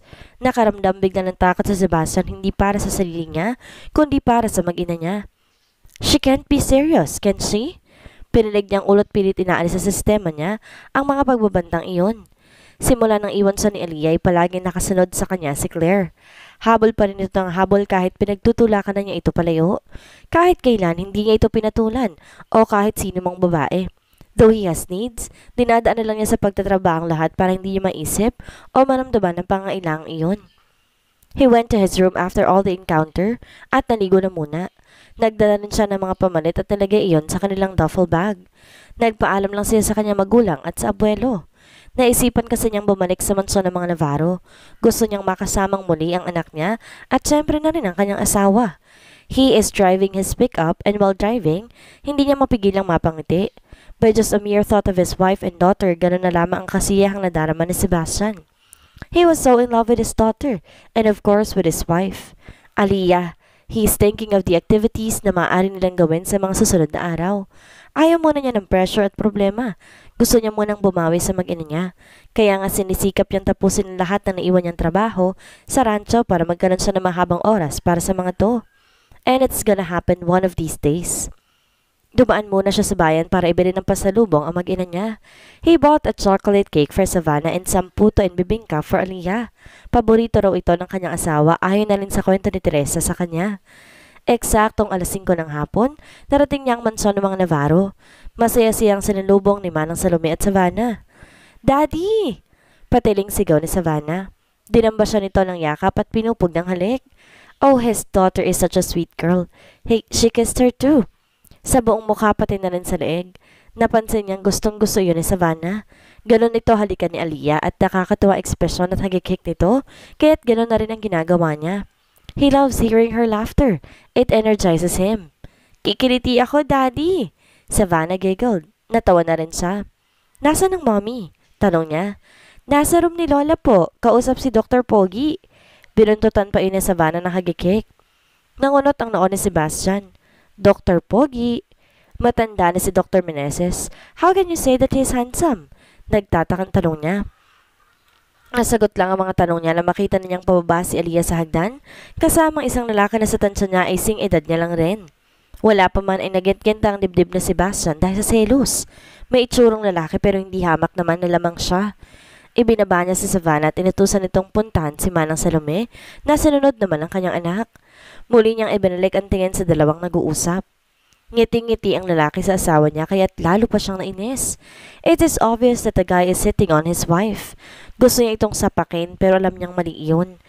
Ipapahiya ko na lang para naman mas masakit sa ego niya. I'm going to show this dickhead na mali siya ng babaeng nilalandi. Aliyah is mine. And if I say mine, it's just mine alone. Mukhang hindi pa siya napapansin ng mga ito kaya't nilapitan na niya. Tumikim siya. Wife? Sino siya? He interrupted them. Napatingin sa kanya ang dalawa. Aliyah smiled at him that made her heart laugh. Damn! Kinikilig pa yata ako. Nilapitan niya si Aliyah at hinapit palapit sa kanya. Narinig niya ang pagsinghap nito. Gusto niyang mapamura. Her soft body descend on him. Quaking something inside his pants at hindi yun ang tamang oras para doon. Sebastian at Aliyah. At muling nagtanong. Siya ang anak ni Dr. Meneses, si Doc Renz Meneses. Siya munang titingin kay Mama dahil may importanteng lakad ang daddy niya. Aliyah explained. Napangisi si Sebastian sa pag-utal-utal ni Aliyah. It's obvious that she is still affected to him. Binaling na niya ang tingin sa doktor.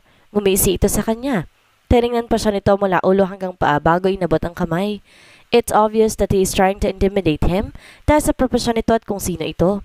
Gustong matawa ni Sebastian. Tingin niya iniisip ng batang doktor na isa lang siyang ordinaryong tao. Marahil dahil sa forma at tindig niya.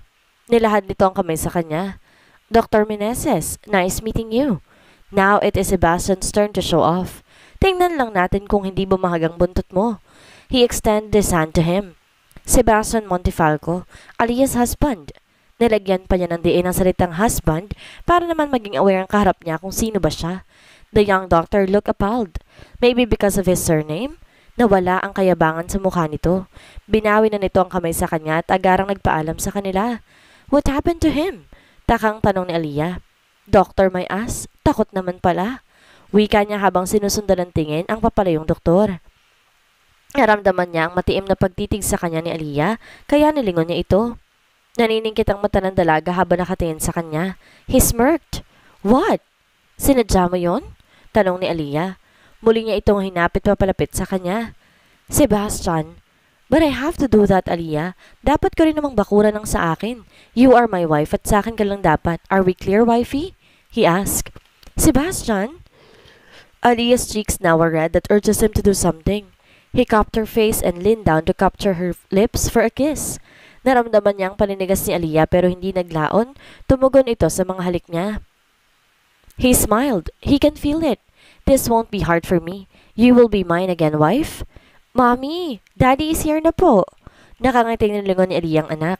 Bakas na bakas sa mukha ni Savannah excitement kaya natutuwa siyang lalo dito. Okay, baby. Mommy's just gonna finish packing your things. Hintayin mo na lang ako sa baba, alright? Sagot niya. Sige po. Savannah said at patalon-talon na lumabas ng kwarto. Mabilis na tinapos ni Aliyah ang ginagawa. Ayaw niya paghintayin ng matagal ang anak niya. Araw yun ng linggot na pagkasunod na si Sebastian ipasal sa Savannah bilang isang pamilya. They planned to go on a park and have a picnic. Kaya naman maaga rin siya nagising para maghanda ng pagkain. Nang matapos siya sa pag-ayos ng gamit, bumaba na si Aliyah para puntahan ang mag-ama niya. Dumaan muna siya sa kwarto ng ina para tingnan ang lagay nito. Naibili niya sa nurse ang mama niya. Naroon din naman si Mang Celso at Manang Salome kaya naman kahit papaano, palagay ang loob niya. Nasa labas na si Sebastian at Savannah nang madatnan niya. Her daughter is sitting on the pickup's hood while Sebastian is busy tying her shoelace. That's beautiful sight for her. Hindi napigilan ni Aliyah hindi mapangiti pero kaagad rin yung napawi nang maalala niya si Claire. Questions started to enter her thoughts. Bakit nga ba narito si Sebastian? Hindi ba't may sarili na itong pamilya? Si Claire at ang anak nila. Alam ba namang itong narito sa kanila si Sebastian at pinupunan ng pagiging ama sa anak niya? Marahil hindi alam ni Claire dahil kung alam nito, hindi niya basta na lamang papayagan si Sebastian pero I am his wife. Sa akin siya kasal. Nasa akin ang lahat ng karapatan para kay Sebastian. Hindi ko na dapat inaalala pang babaeng yun. Mommy! Tumingin siya kay Savannah. Masayang masaya ito, walang duda. Nakikita rin ni Aliyah ang kasiyahang iyon kay Sebastian. Matagal na dapat nangyari sa mag-amang ito ang mga bagay na yun. Bakit nga ba nagpadaig ako sa takot ko? Bakit pa inuna ko pang iba kaysa sa sarili kong kapakanan? At lalo na sa anak ko? Bakit? Lahat ng karapatan kay Sebastian bilang ama ay na kay Savannah rin. Bakit ba parang lumalabas na kami pang nakikihati? Napalunok si Aliyah. Tears started to form on her eyes. Ngayon niya napagtanto kung ganon siya katanga sa desisyong ginawa niya noon. Pinagsisiyan na niya ito ngayon. She was brave to stand on her own but not responsible enough to face the consequences of her actions. And that is how stupid she is. She wiped her tears. Nangyari na ang nangyari at wala na siya magagawa para baguhin pa iyon pero sa pagkakataong to, may panahon pa siya para bumawi at itama ang lahat. Gagawin ko, lahat-lahat para kay Savannah. She deserves to be happy and have a complete family at uumpisan ko yun sa pagbawi kay Sebastian. Sa asawa ko. Mukhang napagod siya ng sobra. I bet she is. Sebastian took Savannah to bed. Masaya at naging nakakapagod ang maghapon nila sa park. Nagbonding ng gusto mag-ama at naging napakasaya ni Aliyah habang pinapanood ang dalawang maghabulan at pagpalipad ng saranggola. Hindi man sila nakapag-usap ni Sebastian pero pakiramdam niya ayos ng lahat sa pagitan nila pero na lamang sa isang bagay. But that can wait. Ayaw niyang maistorbo sila ng mga alalahanin kaya tahayaan na lang niya na ang panahon na magdala sa kanila sa sitwasyon na kailangan talaga. Nilang buksan ang ganong usapin. Lumabas siya sa kwarto ni Savannah at nagtuloy sa kanyang silid para makapagbihis ng sarili. She wore her comfortable nightgown at pagkatapos, muling lumabas ng silid para doon matulog sa kwarto ni Savannah. Tahimik na ang paligid at sa tingin ni Aliyah, nakauwi na rin si Sebastian pero nasurpresa siya na makapasok sa silid ng anak. Naaron pa si Sebastian, nakahiga sa tabi ni Savannah. Gising pa ito tahimik lang nakamasid sa kanilang anak. That warmed her heart. Tumingin sa direksyon niya sa Sebastian na mapansin itong presensya niya. He smiled. Marahan itong umalis sa kama at pumunta sa direksyon niya. Her heartbeat turns fast as he went near her. Hinawakan ni Sebastian ang kamay niya at hinila siya palabas ng kwarto. Saan tayo pupunta? Tanong niya. Wala tayong naging oras kanina. This time is ours and I don't take no as an answer, he said. Napailing na lamang si Aliyah. Wala rin naman sa plano niyang pumalag. Isa pa, gusto niya rin to. Gusto niya pang makasama sa Sebastian ng asawa niya. Hindi na siya nagtanong pa nang sumakay sila sa pick-up nito. Nanatiling hawak lang na Sebastian ng kamay niya habang nagmamaneho ito papunta sa lugar kung saan ito lang ang nakakaalam. At kung saan man yon, wala na rin pakialam si Aliyah. Kahit ngayon lang, gusto kong maging asawa sa kanya. Gusto kong sumaya kasamang lalaking mahal ko. Mahal niya sa Sebastian. Hindi na niya itatanggi yon. Ayaw niyang imaidagdag pa yon sa mga bagay na pagsisisihan niya. Huminto ang pick-up sa isang madilim at tahimik na highway. Bumaba si Sebastian kaya't sumunod na rin si Aliyah. Tanging ang buwan lang ang nagsisilbing liwanag sa dilim. Dumiretso si Sebastian sa likod ng pick-up kaya't sumunod siya. Nakaharap ang sasakyan niya sa mismong kalsada habang ang likuran kung saan naroon ng malaking espasyo ng pick-up, nasa overlooking na tanaw ang buong Monte Carlo. Walang kahit na anong bakas ng tao sa paligid, pero imbes na matakot ay naging napakaromantiko pa ng tanawing iyon para kay Aliyah. Napakaliwanag ng kalangitan kahit pa napakalalim ng gabi. Nasisiguro ni Aliyah na sila lang nasibasa ng tao roon pero hindi siya makakaramdam ng kahit anong pangamba. Umakyat siya sa likod ng pick-up. Hindi na siya nasurpresa na makitang may sapin at mga unang naroroon. Lihim na napangiti si Aliyah. Mukhang plinana talaga ni Sebastian ang gawing iyon. Sebastian tapped the space beside him kaya naman, doon siya naupo. Umakbay ang isang braso nito sa kanya na hinayaan naman ni Aliyah.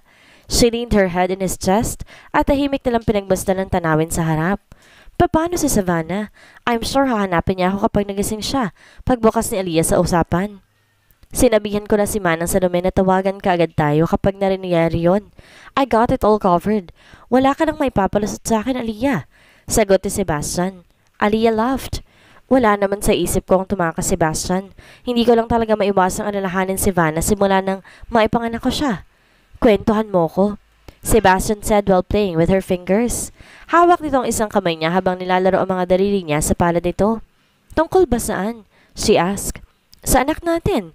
Yun lang ang sinabi ni Sebastian pero kakaibang kilig ang lumukob kay Aliyah. Anak natin.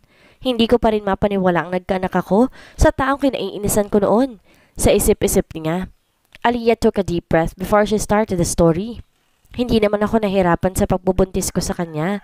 Hindi naman ako maselan kay Vanna pero dahil kasama sa paging buntis ang pag-iingat, huminto ako pansamantala sa photography. Inalagaan ko na mabuti yung bubit natin yun. Nung pinahirapan niya ako sa panganak, Sebastian kissed her forehead. Anong ginawa ng butbit natin? Napangiti si Aliyah nang maalala ang araw ng panganak niya. Ang likot niya sa loob ng tiyan ko. Ang daming exercise routine pang ginawa sa akin ng ubi para lang makapwesto na maayos si Vanna. Tapos dry labor pa. Dugo ang kasama niya, hindi tubig. Kaya halos 7 oras ako sa ER. 1 oras mahigit na exercise and the rest is yung delivery na. Normal delivery pa rin ang ginawa ko kahit pinipilit ako ng doktor na mag-undergo ng CS dahil malaki nga ang bata. Sana nasa tabi mo ko noong mga panahon na yun. Hindi ka na sana nahirapan ng gusto. Sebastian said. It's a beautiful pain. Kung mangyayari man ulit ang bagay yun sa akin, ganun pa rin ang gagawin ko. Sagot ni Aliyah. Nah, that's unfair, wife. Dalawa tayong nagpakahirap na gawin si Vanna tapos ikaw lang naghihirapan nung nanganak ka na. Sa bagay, di naman ako nahirapan nung ginawa natin si Vanna. Ang totoo niyan, masarap pa nga ang... Sebastian? Parang gustong umusok ng ilong ni Aliyah. Kinurot niya sa tagiliran si Sebastian at tinawanan lang naman ito. Loko talaga. Alalahanin daw ba kung paano namin ginawa si Vanna? Kung hindi ba naman talaga sira ulo? Hindi huminto si Aliyah sa pagkurot kay Sebastian, kaya gumanti na ang huli sa pamamagitan ng pagkiliti. Napuno ng halaka kanilang buong paligid and the two doesn't seem to mind it. Nahinto lang ang tawanan na iyon nang tila pakiramdam nila. Pumaibabaw si Sebastian kay Aliyah.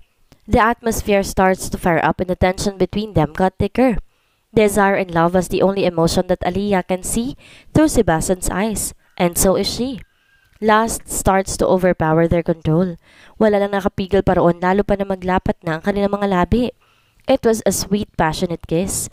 Para bang sa pamamagitan ng mga halik na iyon, pinararamdam nila ang pangungulila sa nakalipas na taon. Sebastian became aggressive as seconds passed. He sucked, sipped and nibbled Aliyah's lips until it got swollen. Matagal na niyang gustong gawin ito sa asawa. Hindi niya rin alam kung paano siya nakapagtiis pero hindi na yun mahalaga sa ngayon. Mabilis na rin ang mga naging pagkilos ni Aliyah. Nagsimulang gumala ang mga kamay niya sa katawan ni Sebastian. To his nape, to his chest, down to his abdomen. Tinaas niya ang t-shirt na suot nito at hinubad ang pang-itaas ni Sebastian. Ang mga labi naman ni Sebastian bumaba sa leg ni Aliyah. He sucked and nibbled her sensitive skin. Ginawa niya iyon pababa hanggang sa marating niya ang dibdib ni Aliyah. Walang sabi-sabi, pinunit ni Sebastian ang nightgown ni Aliyah. At tama siya, wala itong suot na bra. Tanging ang manipis na red lacy undergarment na lang nito ang tumatakip sa kahubdan nito. Sebastian did not think twice. He immediately dove in for his treat. Ang malalaking palad ay dumapo sa dibdib ni Aliyah at nagmasahe. He smashed her. Wala namang ibang nagawa si Aliyah kundi ang umungol. Lalo siya nag-iinit dahil sa mga haplos ni Sebastian, and that feeling doubled when his mouth conquered her precious beak. Naglikot ang dila ni Sebastian sa dibdib ni Aliyah, dadahilan ng pag-arko ng katawan ng huli. Paulit-ulit yung ginagawa ni Sebastian sa magkabilaan niyang dibdib. Sinasamahan pa nito ng pagsipsip na lalo nagpapalakas ng ungol ni Aliyah. Sebastian, she moaned. Hindi naman binigo ni Sebastian ang hiling ng kanyang asawa. Naglandas ang isang kamay niya paibaba sa sentro ng asawa. Aliyah is in her full nakedness. Hindi na nag-aksaya pa ng panahon sa Sebastian. Napakapit si Aliyah sa balikat ni Sebastian. That feels good. Ngumisa si Sebastian. He is enjoying what he sees. Lalo siyang nag-iinit sa kaalamang napapaligay niya si Aliyah. Aliyah sighed in pleasure. Nakagat niya ibabang labi sa pagpapigil na maisigaw ang pangalan ni Sebastian. It's just his fingers but it's too much for her to handle. Parang sinisilaban ng buong katawan niya sa sobrang init. Sweat starts to form on her forehead. Hindi na napigilan ni Aliyah. She screamed his name out of pleasure. Naroon si Sebastian sa sentro niya tinitikman. Tinitikman? Hindi pala yun ang tamang salita dahil mas tamang sabihin kinakain nito at nasarapan siya. Napaarko ang likod ni Aliyah na maglaro ang dila ni Sebastian sa sensitibong laman niya. Her toes curled. She's getting wetter and wetter. Sebastian's tongue lashed back and forth to her walls. And darling his tongue inside her hole. Hindi na natapos ni Aliyah ang sasabihin and she came and shiver because of so much pleasure. Pumantay si Sebastian sa kanya at muling sinakop ang kanyang mga labi. Aliyah doesn't mind if she hates herself in his mouth. In fact, she even finds it so erotic. Nagpatuloy sila sa paghalikan. It is a passionate kiss. Sebastian playfully plays her tongue. Denise just kissed him back on the other hand and that's what she felt inside her. Magkasabay nilang ungol. Sebastian put her legs around his waist. Hinawakan ang bewang. She almost forgot the feeling but now that Sebastian is here, everything that happened to them got back to her. Nagsimulang bumilis ang galaw ng Sebastian. Lalo pa siyang nabaliw sa ginawa nito. He smashed her and bent down. His movements are getting meaner and rougher but she doesn't mind. Gusto niyang ginagawa ni Sebastian dahil tatamaan nito ang pinakasensitibong parte niya na nagbibigay sa kanya ng masarap na pakiramdam. Napakanga si Aliyah. Halos tumirik ang mata niya dahil sa sensasyong lumulukob sa kanya. Sebastian kissed her again and whispered, I'm hitting your spot, baby, he said and licked her ear down to her neck. At dito na po nagtatapos ang ika-4 na kabanata ng kwentong The Unwanted Wedding. Sana'y patuloy niyo subaybayan ang susunod pang uploads. Maraming salamat! Yumakap si Aliyah kay Sebastian. Patuloy sa pag-indayog ang mga katawan nila. Sa sayaw na sila lang dalawa ang pareha. Ilang sanalipat narating na ni Aliyah ang rurok ng kaligayahan sa pangalawang pagkakataon. Nanghihina pa siya dahil sa nagdaang unos, pero mukhang hindi pa tapos si Sebastian. He sat and put her on his lap. She is trailing him at nagsimula itong gabayan siya sa pagtataas baba. Mabagal lang ang galaw dahil nanghihina pa si Aliyah. A few moments later, they start to rock each other's body again. Nakakapit si Aliyah sa balikat ni Sebastian habang nasa bewang naman niya ang kamay ng huli. Malapit na ako, ungol ni Sebastian. Mas pinagbuti ni Aliyah ang pagtataas baba kay Sebastian. Hindi nga nagtagal, sabay nilang narating ang langit. Magkadikit ang mga noon nila. Both are panting hard at merong mga ngiti sa labi. I love you, Sebastian.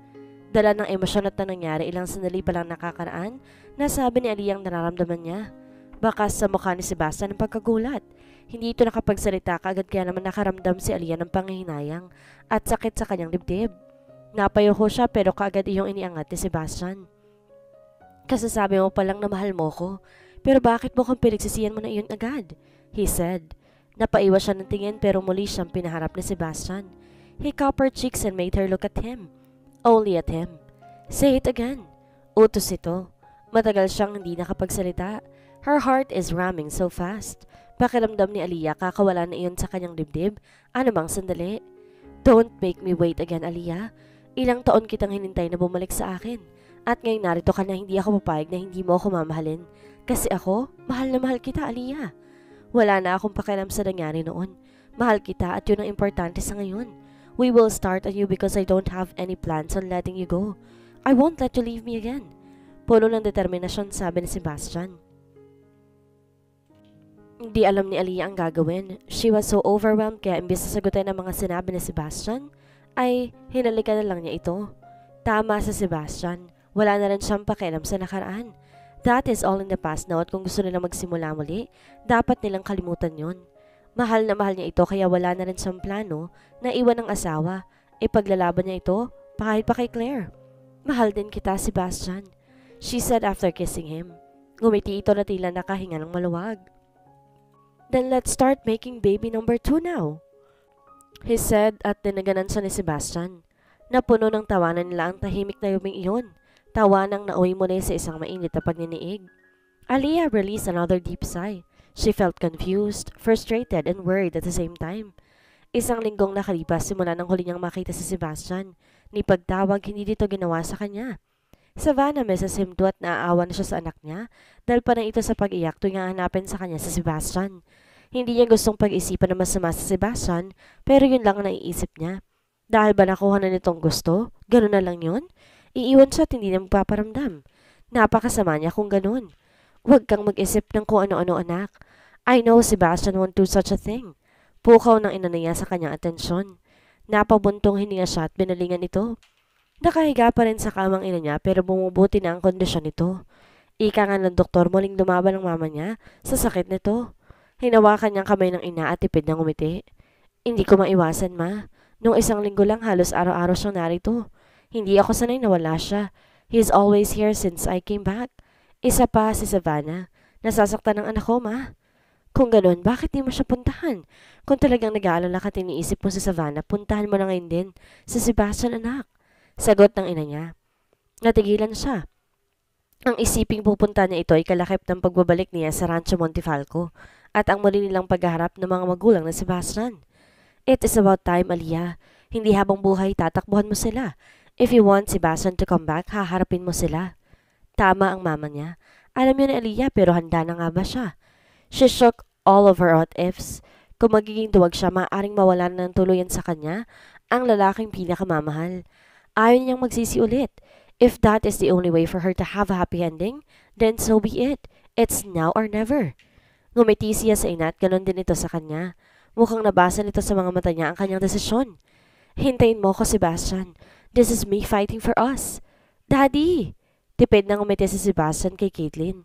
Yumakap ito sa mga binti niya at ngumiti ng malawak, but that doesn't affect his heart at all.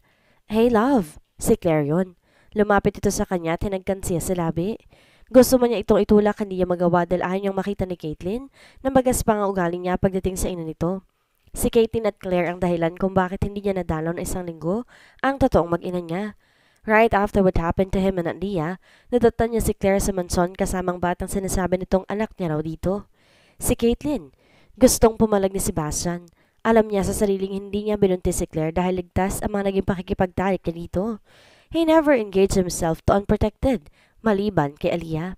She is his wife, kaya hindi niya mapaniwala ang anak niya si Caitlin. And knowing Claire's reputation as a slut who fucks every bachelor in town, lalong hindi siya naniniwala dito. She showed his whole family a DNA test. Napaniwalan nito ang buong pamilya niya pero hindi siya. Kaya't sa buong isang linggo na hindi siya nagparamdam kay Aliyah, inasikaso niyang DNA test ni Caitlin. He wanted to make sure hindi siya magpapatalo kay Claire. Gusto ni Caitlin mamasyal kasama ka. Family time, right, baby? Baling ni Claire kay Caitlin. Yes po, mama. Sagot ni Caitlin. He glared at Claire. Alam niyang may pinaplano ito but he won't win to this time. Tatapusin na niya ang lahat ng ilusyon ni Claire na maging asawa niya. Alam rin niyang ginagawa lang ito ng babae para magkaroon ng pagkakataon ang ama nito sa yaman ng mga Montifalco. They are not that smart to plan a scheme and he is not that stupid to get fooled. I have important things to do. Sagot niya. Tumaas ang kailan nito. Mas importante pa kaysa anak mo? Sikbat ni Claire. Huwag mong idamay ang bata dito, Claire. He is your daughter, Sebastian. Hanggang ngayon ba hindi mo pa rin matanggap na nagkaanak ka sa akin? Oo. Naiinis na talaga sa Sebastian. Talagang sinasagad ng babaeng itong pasensya niya. Because Aliyah is my only wife and Savannah is my only child. So stop this bullshit, Claire. Hindi mo makukuha kahit anong gawin mo si Aliyah. Siya lang ang mahal ko. Saksak mo yun sa kukote mo. He hissed and walked out. Sebastian, hindi pa tayo tapos mag-usap. Sigaw ni Claire habang nakasunod sa kanya. Hindi niya ito nilingon hanggang makarating sila sa salas ng mansyon kung saan naroon ang buong pamilya niya kasama si Attorney Bartolome. Claire's father. Ano nangyayari? Bakit ka sumisigaw, Claire? Tanong ni Attorney Bartolome. Si Sebastian, Daddy. Ayaw pa rin niya akong pakasalan. Sagot nito. Lalong nag-init ang ulo ni Sebastian. Marahas niya itong nilingon. For Christ's sake, Claire, wake up!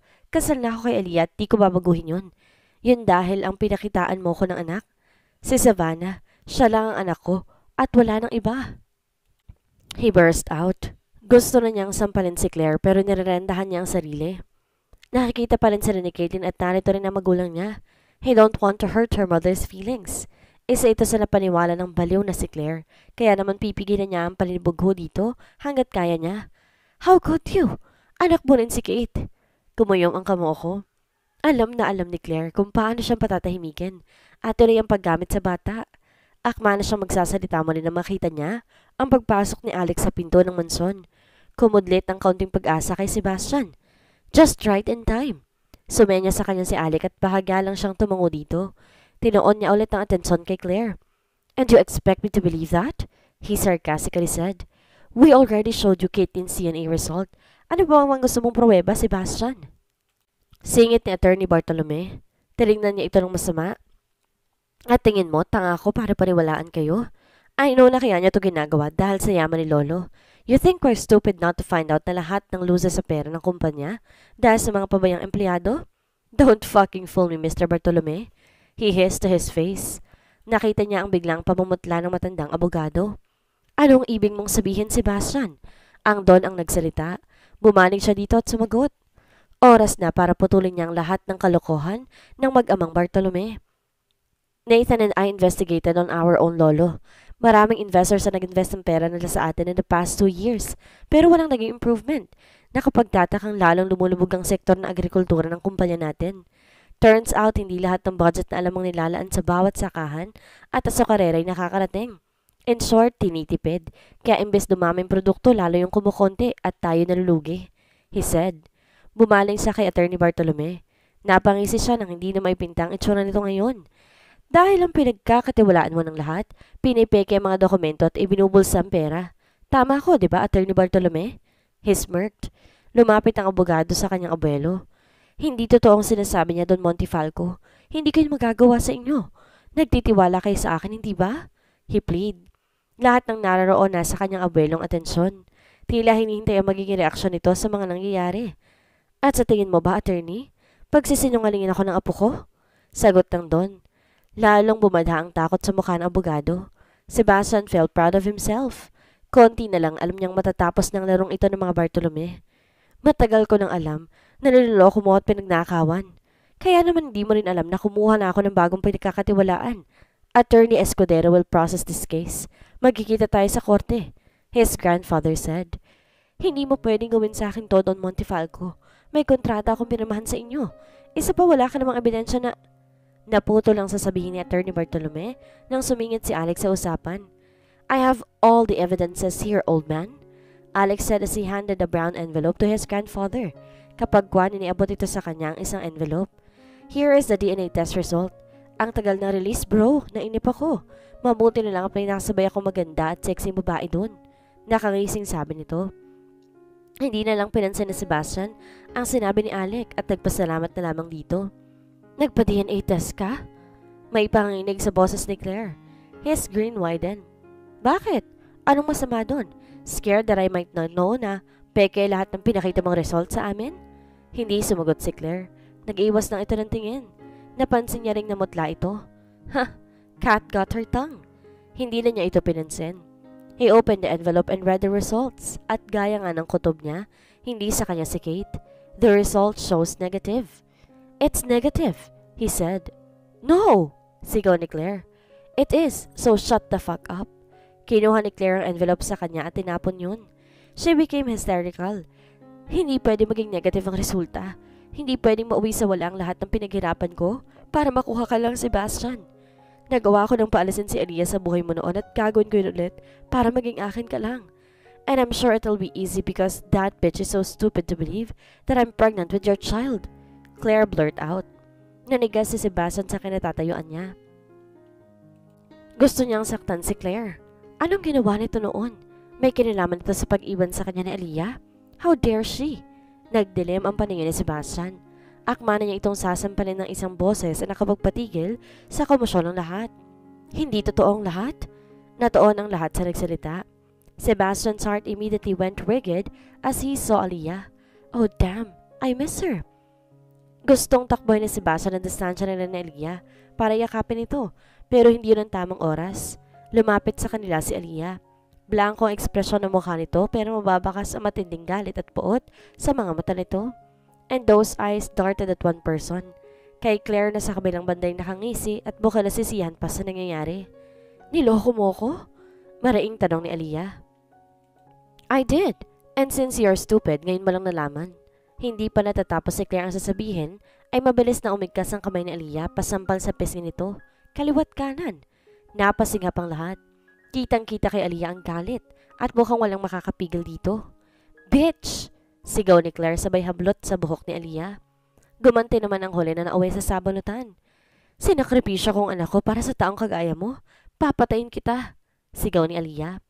Binabawi ko lang ang para talaga sa akin. Akin si Sebastian. Sigaw rin ni Claire. Oh my God!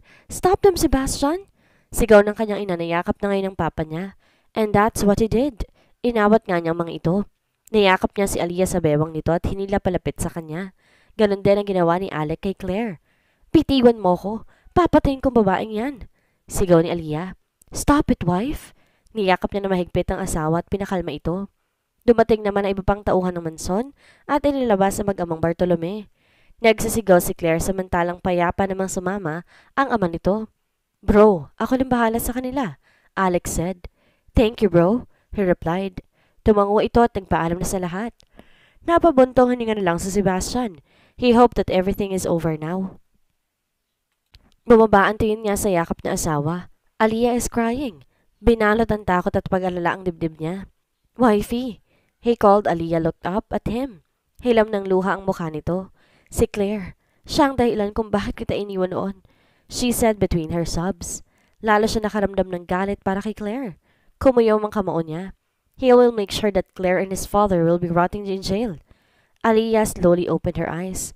Nilibot ang tingin sa buong paligid at to na pagtanto niyang nasa loob siya ng silid ni Sebastian. Nilala siya rito ng asawa matapos ang naganap na revelasyon sa pagitan nila ni Claire kanina lang. Nakatulog siya dala ng sobrang pag-iyak. Kahit paano gumaan ang pakiramdam niya. Nakwento na rin niya kay Sebastian sa mga magulang nito ang tunay na nangyari. They're all mad of the Bartolome, lalo na si Sebastian. Hindi ito pumayag sa gusto niya na hayaan na lamang si Claire. He was really determined to put her in jail. Hinayaan na lamang niya ito. Hindi na rin mahalaga ang mga nangyari noon dahil para sa kanya tapos na yun. Tapos na ang lahat. Maaari na sila magsimulang mali ni Sebastian. Natoon na atensyon ni Aliyah sa pinto nang bumukas iyon. Mula roon pumasok ang ina na Sebastian. Her mother-in-law Matilda smiled at her. Umupo ito sa gilid ng kama at hinawakan ang kamay niya. How are you feeling? She asked. Tipid siyang umiti. Maayos naman po, Mrs. Montefalco. Oh, you don't call me that. It's Mama Matel, remember? Kay gaan namang ang tinito at sinahabang sinasabi yon. Hindi alam ni Aliyah pero nangilid kaagad ang mga luha niya at walang sabi-sabing niyakap ang biyanan. She just feel that it was the right thing to do. Malaking disappointment din ang naibigay niya sa biyanan kaya dapat na humingi siya ng tawa dito. The Montefalco are good people and they deserve the apology. Sorry, Mama Matel. Sorry for hurting Sebastian back then. Sorry for not staying. Sorry. She said between her sobs. Natakot ako at masyado nagpadala kay Claire. Maraming panahon ang nasayang. Nasaktan ko kayo nila Mama at Sebastian. Nasaktan ko rin ang anak ko. Pinagsisiyan ko ng lahat ng yun. Matel hugged her back. I already forgive you, Iha. You know why? Tagot nito. Tumingin sa dito. Matel wiped her tears before answering kasi nakita ko ang pagbabago kay Sebastian. Sa maikling panahong nakasama ka niya, nakita kong nagbagong pananaw niya sa buhay. He became the man I want him to be. A man like his dad, and I'm really thankful for you to do that. I forgive you, Aliyah, because I know that this time will come. Nababalik ka para sa anak ko. It may sound creepy, but I saw the two of you grow old together. Matel said as a tear rolled down her eyes. Niyakap niya itong muli ng mahigpit. Maraming salamat sa pagpapatawad, Mama Matel. You deserve it. Ilang sandali pang nanatili si Mama Matel sa silid niya bago ito magpaalam na maghahanda na para sa hapunan. Siya naman ay nanatili lang sa silid at hinintay si Sebastian. Lalo nakagaan sa pakiramdam niya ang pag-uusap na iyon. Everything is falling to the right basis. Hindi naman matagal ang sandali, sa si Bastian naman ang pumasok sa silid. Napakulot ang noon niya na mapansing bihis na bihis ito. He is wearing a casual black polo na nakatupi ang manggas hanggang sa may siko. Nakabukas din ang 2 botones ng polo shirt ito sa dibdib, showing his magnificent chest. Nakaslacks ito at itim leather shoes. His hair is well fixed too. Nanonood din sa ilong niya ang pabango nito. All in all, Sebastian is so damn handsome right now. Saan ang lakad mo? She asked. You mean, natin? Sagot ni Sebastian sabay abot sa kanya ng isang malaking kahon. Where this? Lalabas tayo, he said. Hihintayin kita sa kotse ko. Pagkatapos, tumubas na ulit ito ng silid. Naghibit na lang siya at sinunod ang sinabi nito. Aliyah took a quick bath and readied herself. Natural na malantik ang mga pilikpata niya at natural ding mapula ang mga labi niya, kaya hindi na siya nag-abala pang maglagay ng make-up. She fixed her hair in a bun and wear the red off-shoulder dress that Sebastian gave to her. Bumagay sa kanya iyon dahil natural siyang maputi. Sinuot niya rin ang flats na kapareha noon at tumabas na ng kwarto para puntahan si Sebastian. Nadatan niya ito sa pick-up. He was all smiles. Kumabog ng mabilis ang dibdib niya. Napangiti na rin si Aliyah. She never thought of the possibilities that she might fall for this man, but she did, at walang mali sa pakiramdam na iyon. Pinagbuksan siya nito ng pinto. Saan ba talaga tayo pupunta? Pagtatanong niyang muli.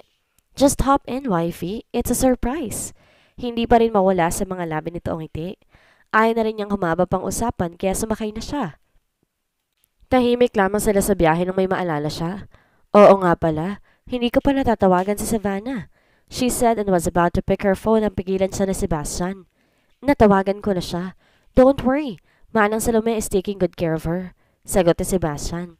Napangiti siya sa sinabi nito. She misses you. Si Savannah lang ba talagang nakakamiss sa akin? He teasingly asked. Nag-iwas siya ng tingin. Pakiramdam ni Aliyah nagbikig ang lalamunan niya. Nag-init din ang mga pisngi niya. Tell me, wife. Bahagyang tumingin si Sebastian sa kanya dahil nagmamaneho ito. Do you miss me? Pinagsalikop ni Aliyah ang mga kamay niya. Shit, bakit ba ako kinakabahan? Madali lang naman ang tanong niya. Kayang-kaya ko yung sagutin. Bakit ba ako nagkakaganito? Wife, I'm waiting. Sebastian keeps on teasing. She released a loud breath. There is no point on denying kaya naman sumagot na siya. Yes, I miss you. Napasinghap siya ng inihinto ni Sebastian ng sasakyan at pabilis siyang kinabig papalapit dito. Sebastian. Everything that she was about to say were locked in her mouth as Sebastian her mouth fully. It's not a sweet kiss. It is a passionate yet aggressive kiss. Every move of his mouth is urging her to kiss him back and that's what she did. A soft moan escaped her mouth when he sucked her tongue. Para siyang mauubusan ng hangin sa ginagawa nitong paghalik. Pero bago pa lumalim ng tuluyan ang halik nito, lumayo na si Sebastian. He smiled and started to shower tiny kisses around her face. I miss you more. Tinampal niya ang balikat nito. Loko ka talaga. They both laughed and Sebastian continued to drive. Ilang sandali pang lumipas, napakunot ang noon ni Aliyah na makita ang pamilya na daan na tinatahak nila. Anong gagawin natin sa burol? She asked. Hindi sumagot si Sebastian. Patuloy lang ito sa pagmamaneho. Si Aliyah naman panay ang tanong pero nakarating na lang sila sa pupuntahan at lahat, hindi pa rin sumasagot si Sebastian. Bumaba sila ng sasakyan at naglakad-lakad. Seriously, Sebastian? Pinagsot mo pa ako ng dress tapos dito lang naman pala tayo pupunta sa... Bigla ay nagliwanag ang paligid. Balot ng Christmas night sa mga punot halaman and it made the whole place romantic and beautiful. Pati ang lawa kung saan niya unang nakita si Sebastian. Kitang-kita niya dahil sa liwanag ng paligid. Sebastian, you like it? He asked. Nakayakap na ito ngayon sa likuran niya. His chin was rested in his shoulders. Napakalapit nila sa isa't isa na lalo nakapagpakabog sa kanyang dibdib. I do. It's beautiful. How about this? Kulang ang salitang gulat para ilarawan ang reaksyon ni Aliyah na makita ang isang kaheta sa kamay ni Sebastian. The mere sight of that red velvet box gave her mixed emotions. Humarap siya kay Sebastian. Kinuha naman ito ang kamay niya at binuksan ng kahita. Alam na niya ang balak nitong gawin pero hindi niya pa rin maiwasan ng kabahan. Sebastian looked at her intently. His eyes were full of love and sincerity. He took her hand as he started to speak. Aliyah, alam ko nagsisimula pa lang ulit tayong dalawa. Yes, we did say I love you but I'm not contented with that. Gusto ko makasama ka and that means always. Morning, noon, and night. Hours, minutes, seconds. days, months, and even years. Gusto kong ituloy ang sinumpaan natin noon sa Diyos, this time with love lingering on us, he said. Sebastian, Sebastian, slowly got down on his knee. Tears started to form on her eyes. Umaapaw sa kaligayahan ng puso ni Aliyah. Everything that is happening is just one of her dreams. Hindi niya akalaing matutupad iyon. Nagsimula man sila ni Sebastian sa hindi magandang sitwasyon, eto naman sila ngayon at nagsisimulang muli sa parang pareho nilang gusto. Walang sapilit ang magaganap. Binuksan ni Sebastian ang kahita at doon ay kinuhang singsing. It is a gold band with a portion of diamond in the middle. It is simple but it's very beautiful in her eyes. Sebastian took her hand and say, Mrs. Aliyah Shane Navarro Montefalco, will you marry me again? Wala nang pag-iisip na naganap dahil alam ni Aliyah sa sarili na ito na ang kanyang gusto. Na ito ang sinisigaw ng kanyang puso.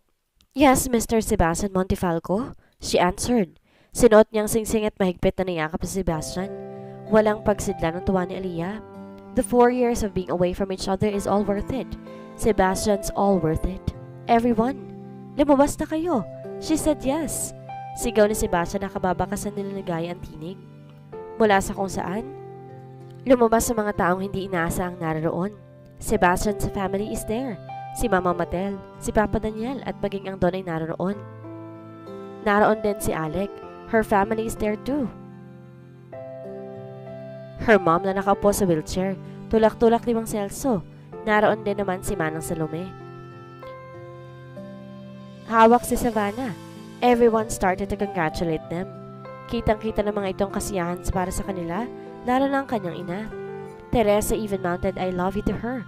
Natutuwa si Aliyah at muli, napasaya niya ang ina. Bumaling naman ang mga mata niya kay Savannah. Her daughter ran to them. Kinuha ito ni Sebastian at kinarga. Daddy ko, namiss kita, Savannah beamed. Sebastian chuckled and lightly pinched Savannah's cheeks. Me too, sweetheart. Daddy misses so much. Sagot naman ni Sebastian at pinupog ng halik si Savannah. Her daughter giggled. The sight is one she'll be looking forward for the rest of her life. Si Mommy naman, Daddy. Kiss mo siya, Savannah said. At dahil sa sinabi niyo ng anak nila ay natuon sa kanyang atensyon ng lahat. Savannah, sabay niya sa anak. At ibinaba ni Sebastian si Savannah. Muli itong pumaling sa kanya. Mukhang gagawin nga talaga nitong sinabi ng anak nila. We haven't sealed my proposal yet. Nakangising sabi nito. Sebastian, hindi naman na kailangan. I did say yes already. Sagot niya pero walang mukhang balak magpapigil ang asawa niya. Sebastian pulled her closer. Narinig niyang hiyawan ng pamilya nila. Lalo siya nakaramdam ng hiya, pero hindi na rin niya mapigil ang mapangiti. Gusto rin naman niyang maramdamang muli ang mga halik ni Sebastian. She wanted to feel the tingling sensation every time he kissed her. Hindi na pinatagal ni Sebastian ang paghihintay dahil masuyo siya nitong hinalikan. The kiss is sweet and gentle.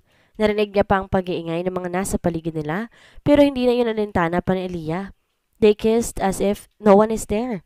Siya lang at si Sebastian. Yun na ang umpisa ng kanilang panghabang buhay na magkasama.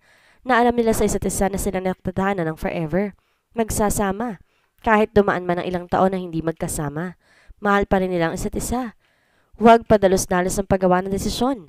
Laging isipin ito ng mabuti para sa huli, hindi magsisi. Ikalma ang sarili. Huwag magdesisyon kung ikaw ay galit. Sana'y may natutunan tayong aral. Alamin muna ang buong katotohanan bago magdesisyon. Pinsan mali ang ating interpretasyon base sa ating nakikita. Magtanong, walang masama kaysa magsisi sa huli. May mga tao na gusto makasino ng iba para sa pansariling kasiyahan at yon ay si Claire. Selfish sa pagmamahal kay Sebastian dahil doon, hindi naging maganda ang naging dulot noon sa kanya. Gumawa pa siya ng kwento para lang maghiwalay ang dalawa ng ilang taon. Sana wag tayong manira ng pamilya na iba, lalo kapag kasal at may anak na ito. Kung mahal mong isang tao, hayaan mo siyang maging masaya. At dito na po nagtatapos ang huling kabanata ng kwentong The Unwanted Wedding. Sana patuloy niyo subaybayan ang susunod pang uploads. Maraming salamat!